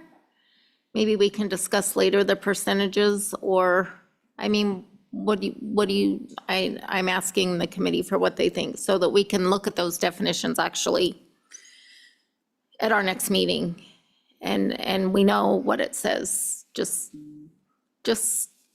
maybe a recommendation so that we can edit those definitions if they need to be edited. Thank you. What's the committee think? Go ahead, Senator Crago. Thank you, Mr. Chairman. I guess, and I'm a little confused on the definitions or what we're requesting on the definition. I know Mr. McGagnon brought that up, but I mean, if we're talking about AUMs versus per head, that's a conversation worthy of, worth having, but the defining livestock, that's already defined in statute in lots of places. So I'm not really sure. I mean, I actually think the language that the State Lands Office put in there actually kind of works. I mean, they're asking for a per head fee, but it's still based on actual AUMs. I mean, if you read the language, it's per head not to exceed the annual AUM fee, which I think is how we kind of have to do that, unless we're just going to pick a dollar amount and say a per head fee not to exceed $5 per month or per AUM. I'm not sure how you would define that. So as far as putting the language in there, I mean, I think we could work with LSO, but I don't know what the definition is that we're looking for. That's just my 2 cents, Mr. Chairman. Thank you, Senator Crago. Senator McEwen. Thank you, Mr. Chairman. At this time, I'd like to add on page 2, paragraph B, not to exceed 50% of the annual AUM rental. And then we can hash that out once the bill's done, but I think that's where everybody's headed, somewhere in that ballpark. Thank you, Mr. Chairman. Been moved and seconded to accept that let's see, I guess we vote on the amendment first to add to. Okay. All those in favor of Senator McEwen's amendment to put 50% in the bill here and replace not to exceed 50% instead of the annual AUM, say aye. Aye. Opposed? Motion passes. Other amendments, other discussion? Yeah, Senator Craigo. Mr. Chairman, I just thought of one thing I would like to ask the director, just regarding paragraph E on the bottom of page 2, because I think this might be a good time to, I guess, bring it up real quick. So, Mr. Chairman, Go ahead. Director, so I know this is the provision where we're talking about where we have two family companies, LLCs, corporations, they're mostly owned by the same people. And what this says is if at the time the grazing lease is renewed, they have to notify. What if during the course of, let's say we're in the middle of our 10-year lease and a family goes and does some estate planning, right? And they decide to transfer some of the cattle to a different company name, but it's still the same owners. Would you be opposed to us changing that language that just says, if they notify you at any time during the lease that the two companies are essentially sister companies, parent company, et cetera, does that cause you any heartburn? I just have a little bit of heartburn with the language. You have to do it right at the time the grazing lease is renewed. I'd prefer it just say, if they notify you at any time that the lessee and the sublessee, or however you want to look, non-sublessee, but the sister company are owned at least 80% in common. Does that cause you any issues? Go ahead, Director. Mr. Chairman, Senator Craigo, no heartburn at all. I think that flexibility makes a lot of sense, so that then all we want to know, this is not the fraud we're trying to prevent. If they can let us know so that we can have it on record so that they can protect their preference, that's really what we're trying to do. So happy to see some changes for flexibility there. Senator Craigo, do you want to make an amendment? I do. Thank you, Mr. Chairman. Thank you, Director. Hopefully Anna caught that amendment, and so I would just make that motion to amend that language accordingly. Anna, did you get that? Senator Pearson, let's discuss the amendment. Thank you. So what would that say you're just taking out the renewed word? Is that what your amendment is? Mr. Chairman? Before we go any further, let's have a second to that I'll second amendment. Seconded by Senator McEwen. Go ahead, Senator Craigo. Thank you. That was going to be my first request, was a second. And then, so essentially, Senator Pearson, what I'm trying to do is that at any time, if the two companies, if we provide notice to state land so that they know that the two companies are related, they have common ownership equaling or exceeding 80%, then the sublease provisions do not apply. And the notice doesn't have to occur exactly at the time you renew your lease. It could happen whenever. Because I think there's probably some companies out there right now that could use that help. So that's what the amendment does. More flexibilities for the producers. Anyone else? We'll proceed to vote on Senator Craigo's amendment and seconded by Senator McEwen. All those in favor signify by saying aye. Aye. Opposed?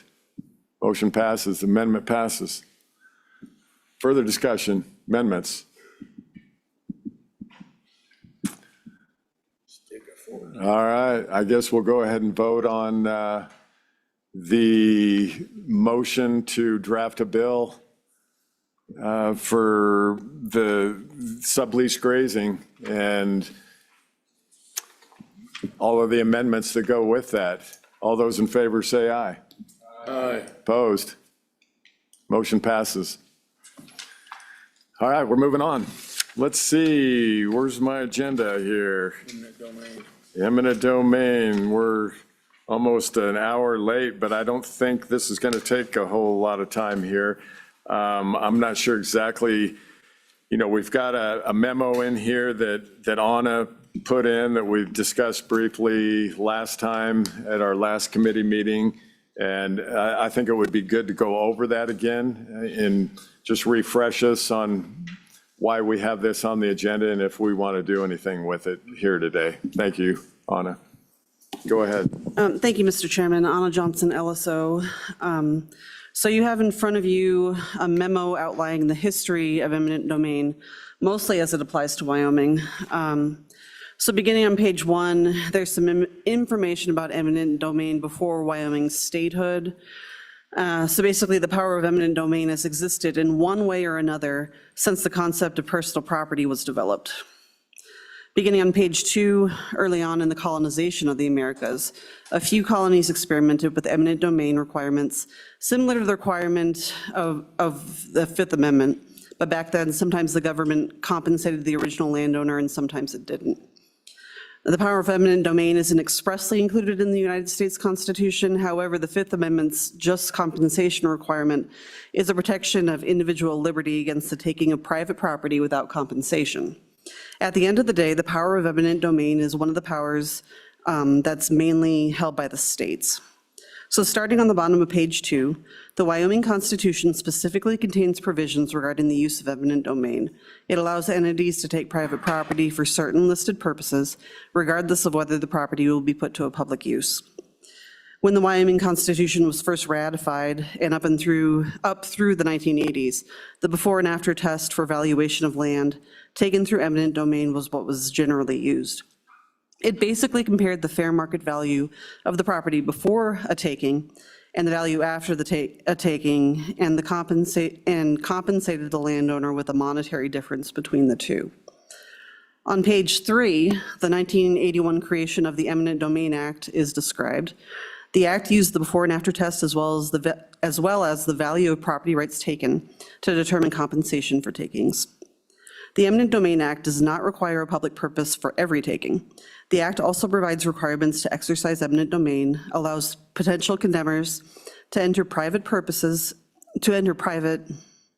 land for survey purposes, sets out negotiation requirements, and extensively lays out requirements for landowner compensation.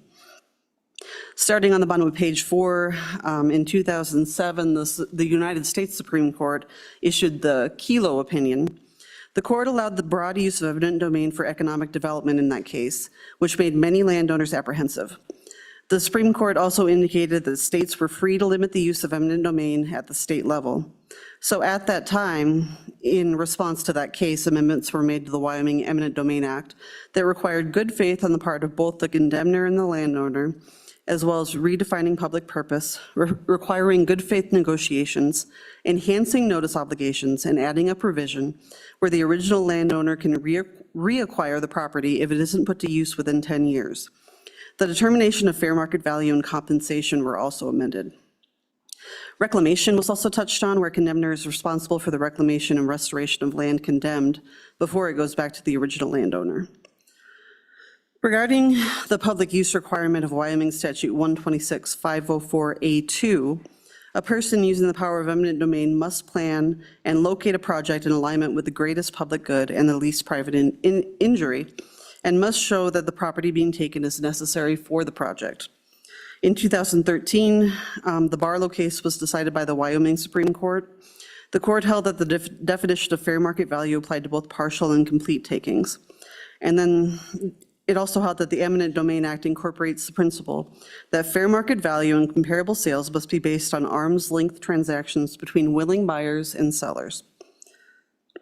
Prices paid in condemnation actions or under actual threat of condemnation are not admissible as comparable sales. And then starting on page 6 regarding energy collector systems, the use of eminent domain to condemn property to place solar or wind farms has been much debated in recent years.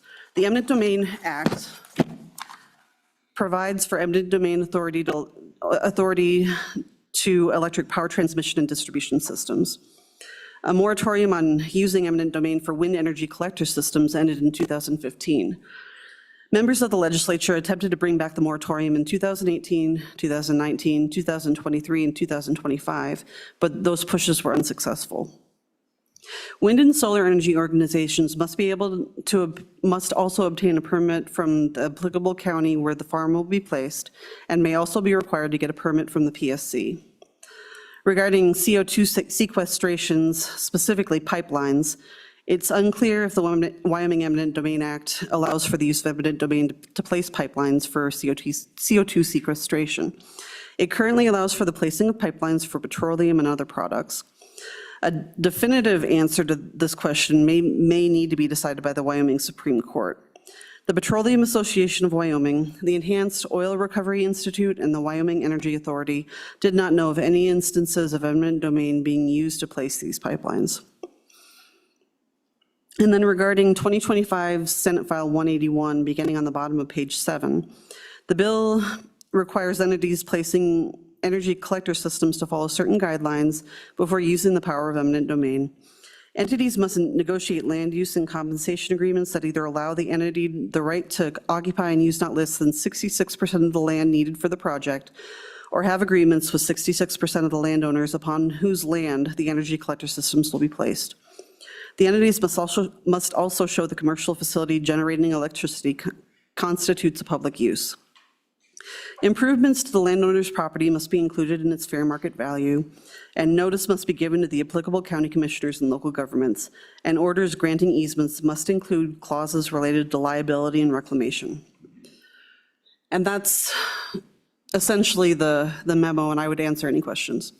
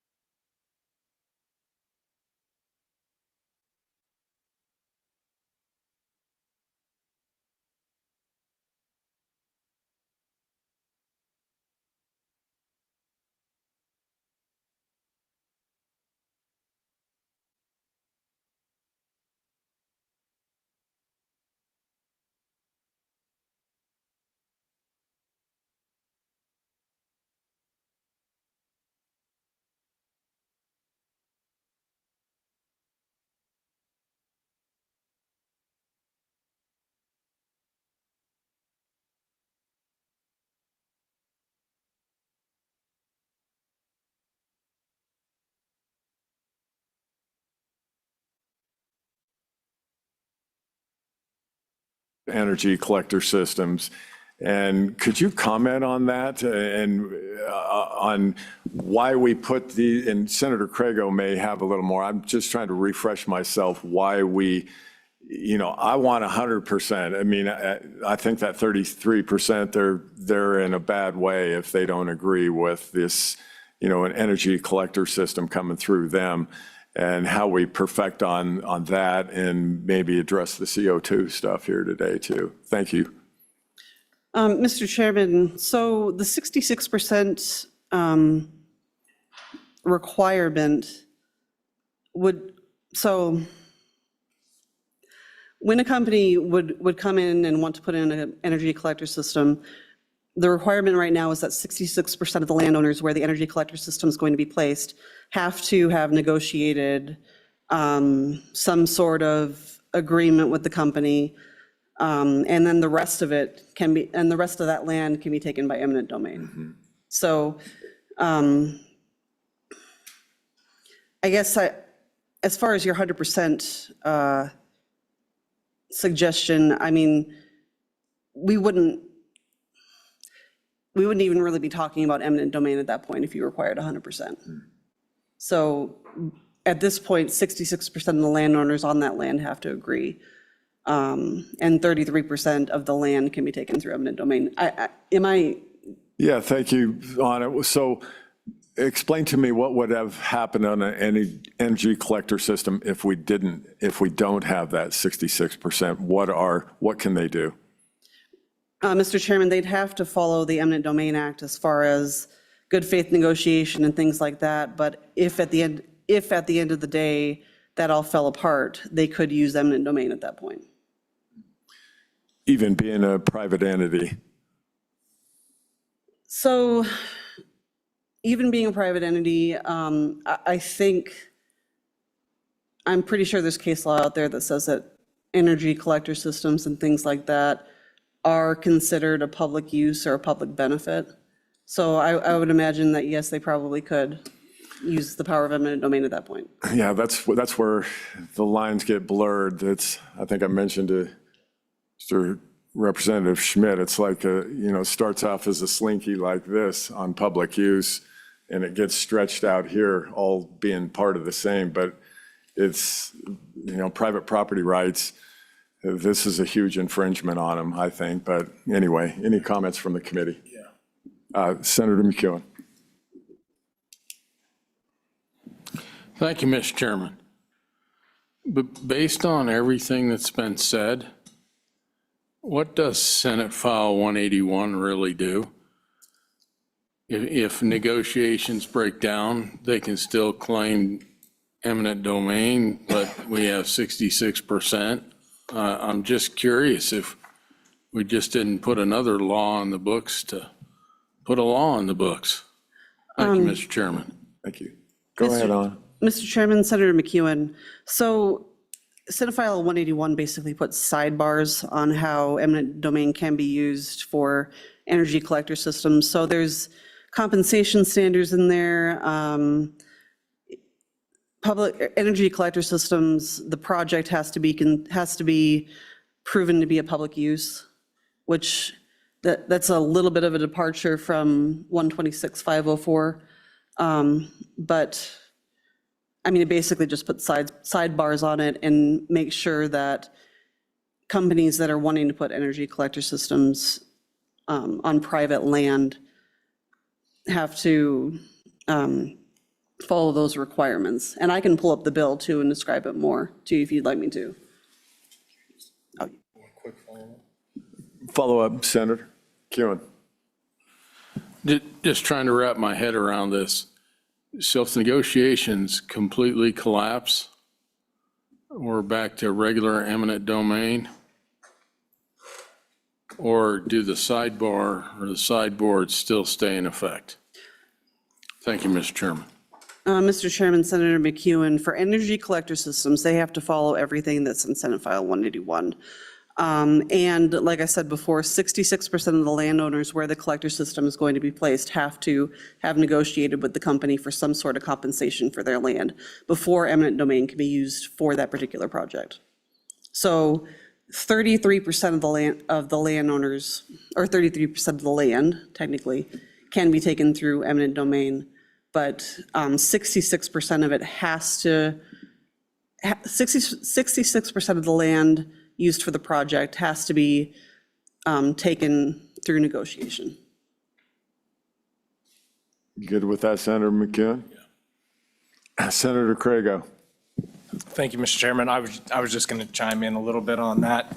So before Senate File 181, you still had to negotiate. They had to attempt to negotiate under the Eminent Domain Act, but there was nothing prohibiting those energy collector companies from using eminent domain. There was very few sideboards other than the act itself.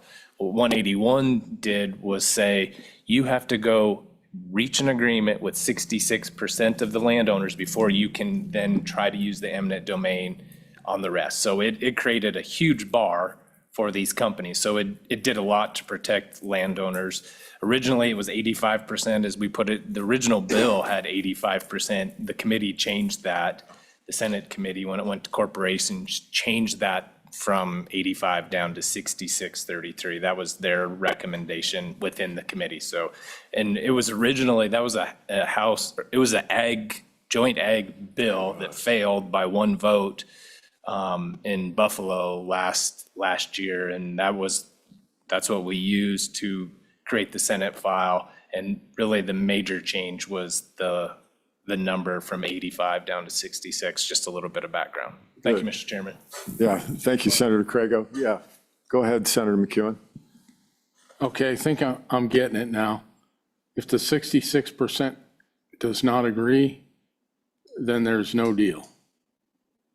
Mr. Chairman. Go ahead, Senator Crago. That's correct. If they are unable to reach an agreement with 66% of the landowner, it's an either or. But if they can't get an agreement with 66% of the proposed pathway for the system, they can't use eminent domain on anyone.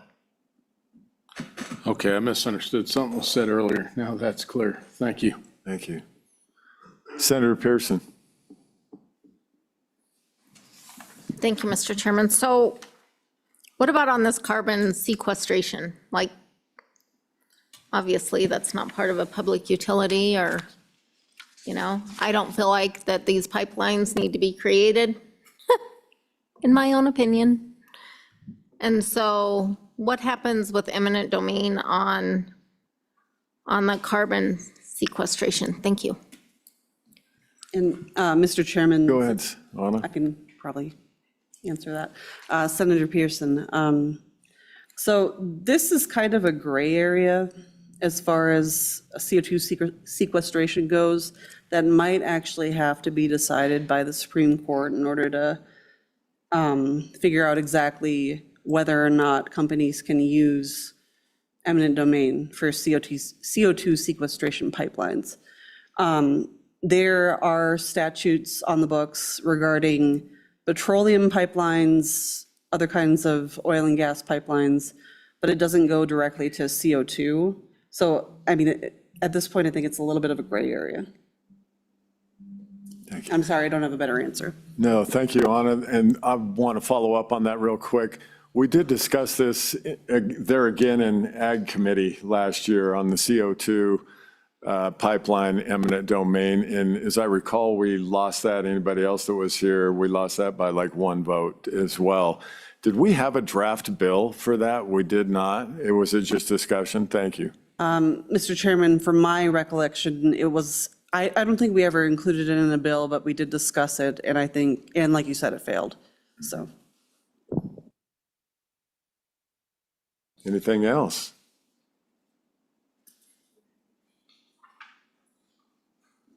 Guess we're at that time to see if everybody wants to throw water on the fire. Go, oh yeah, yeah, public comment. Thank you. Any public comment? Anybody online? One online. Lois? Go ahead, Lois.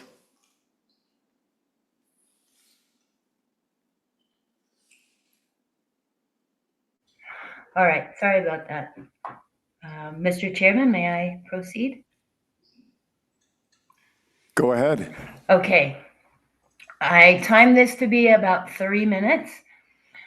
My name is Lois Garcia. I've lived in Wyoming for 5 years. Excuse me, can I interrupt you real quick? Yeah. Our public testimony is typically a lot shorter than 30 minutes, but can you keep it to 3 minutes? 3 Thank minutes. Yes, 3 minutes. Believe me, I cut and cut until I could just keep this to 3 minutes. I really feel strongly about eminent domain. I'll try to explain why. And as I said, keep it to 3 minutes. Before moving to Wyoming, I lived in California for 26 years. In California, I served in the Libertarian Party at the county and state level. During that time, 2 bills on eminent domain were proposed after that Kelo decision that the legislative analyst mentioned. Neither bill was great. I wrote an analysis on the legislation pointing out that neither bill protected property rights. Now I'm here 20 years later in Wyoming to say nearly the same thing. Wyoming eminent domain law provides very inadequate protection of private property rights, and certainly not in the spirit of the Wyoming Constitution. The Wyoming Constitution says that absolute arbitrary power over the lives, liberty, and property of freemen exists nowhere in a republic, not even in the largest majority. And we could call the public the largest majority. Then in Section 32, eminent domain is only allowed for 5 things: private ways of necessity, reservoirs, drains, flumes, and ditches. So, water.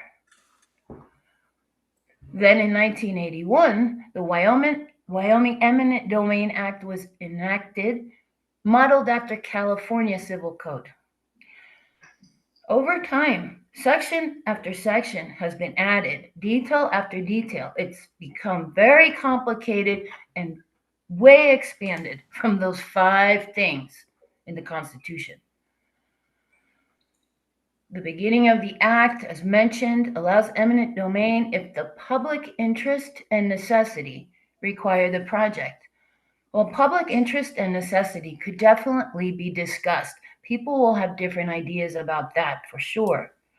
And the section also says public interest and necessity are decided by various federal and state agencies.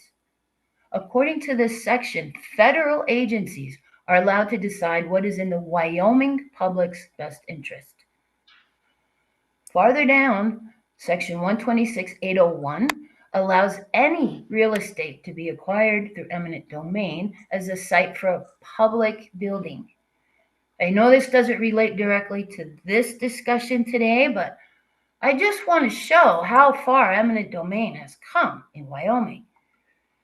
All the gift wrapping in the law about just compensation and public interest does not conceal the fact that free Wyoming citizens are forced to give up their private property, their land. I'm asking the committee not to follow California precedents and to stop expanding eminent domain in Wyoming. Allowing it for a favorite project today means allowing it for a project that you don't like tomorrow. And next time it could be your ranch or your farm, your property. And to close, I want to say that I just explained eminent domain to a rancher friend in Cameron who did not realize it still existed in Wyoming. She said that when she hears things like that, she tells herself it couldn't happen to her. Not here, not in Wyoming. But it can and it will unless you stop it. That's all. Thank you, Mr. Chairman. Thank you. I appreciate your testimony. I agree with a lot of what you said, and I would like to ask a favor if you could send your talking points and notes to the committee, or at least to me if nobody else wants to hear them. Really appreciate your taking the time out and coming in and talking to us about that today. Have a good day. Thank you, Mr. Chairman. Oh, wait, we might have a question. Anybody have a question for? Lois. Okay, thank you.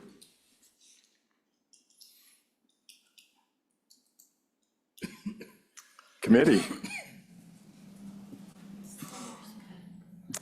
Senator Pearson.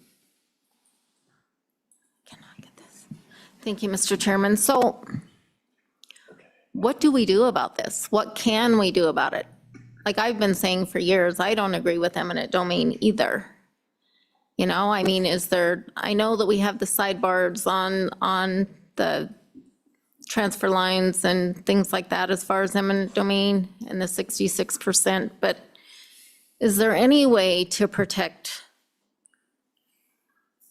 the constituents in Wyoming from this happening to them? I mean, is there anything that we can do? I'm just asking, I'm reaching out, asking if there's anything that we can do to help with that. Thank you.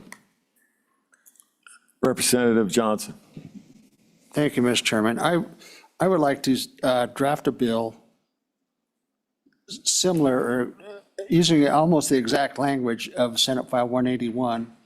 In Section 1, we put a CO2 pipeline instead of the energy collection system. And then in Section B below that, not less than 100% of the owners upon the land of the CO2 pipeline will be constructed, if, you know, so that they would require 100% of the landowners to put a CO2 pipeline on your land. Go ahead, Anna. Thank you. Mr. Chairman, Representative Johnson, so are you proposing to just basically not allow the use of eminent domain for CO2 sequestration pipelines? Exactly. Thank you. Is there a second? I'll second. Co-Chairman Winter seconded it. Discussion. Senator Crago. Thank you, Mr. Chairman. So we don't have any representatives from the oil and gas industry here today, but they'd have a lot to say about this, and I guess they will get to have their say at our next meeting. But just so everybody's aware, they will probably show up in droves, because a lot of the CO2 pipelines have nothing to do with sequestration. They have to do with enhanced oil recovery. In fact, probably 99% of them do. And so I don't know if you're intending to cover all CO2 pipelines, which there's thousands of miles of them running through Wyoming right now, and plans for more for the very reason of producing additional oil from the mineral estate. So just throwing that out there. We'll get to deal with that at the next meeting, I'm sure. Thank you, Senator. Go ahead, Representative Johnson. Yeah, I don't want to exclude CO2 from existing pipelines. I would exclude them from any eminent domain taking of land for a exclusively CO2 pipeline or for any CO2 pipeline, and not to exclude CO2 from going through the existing pipelines. Senator Pearson. Thank you, Chairman. So I know in our area, there's a pipeline that's going to be constructed, and apparently one of our companies is making a lot of money, and it is for sequestration. It's not for enhanced oil recovery. So I'm wondering, on the enhanced oil recovery, is it still the 66% for that, or for that type of a deal? But like for sequestration, I think that it should be 100% for a pipeline for sequestration, but I don't want to stop enhanced oil recovery either, and I think that those people need to be compensated, and there needs to be a certain percentage for that. Thank you.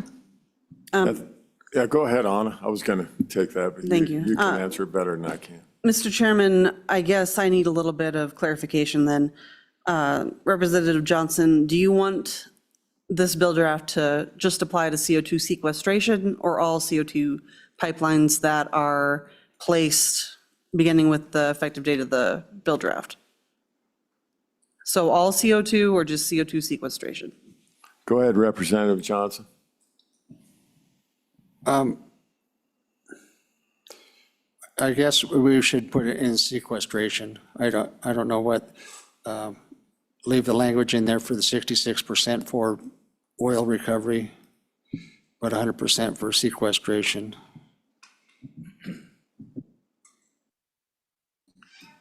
Discussion.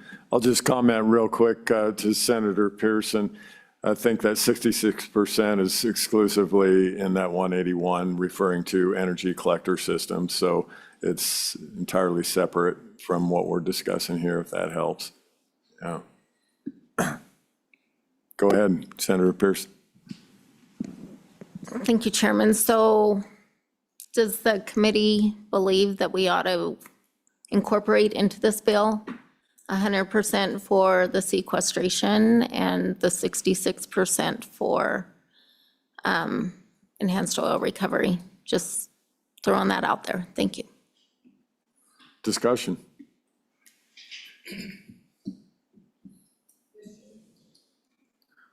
Representative Provenza. Thank you, Mr. Chairman. Yeah, I don't have any comment on the bills per se, but I think with landowner tags and this, you might want to ask Management Council for an additional day. We're going to be a packed house. We can work fast.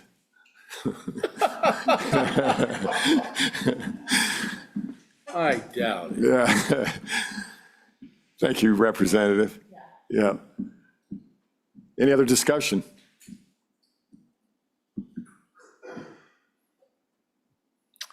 So it's been moved and seconded to draft a bill for our next meeting to discuss eminent domain regarding CO2 sequestration, essentially.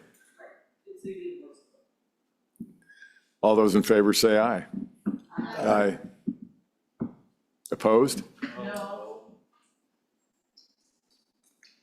Motion passes unless somebody wants to call division.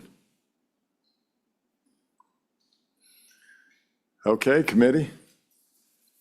I think that's the last we have on our agenda here. We're kind of getting out of here about when we're supposed to. We did pretty good. Thanks for everybody's input today. I thought it was a pretty good discussion. Yeah. It's been moved. Is there a second? It's seconded. All those in favor, say aye. Aye. Opposed? No. No.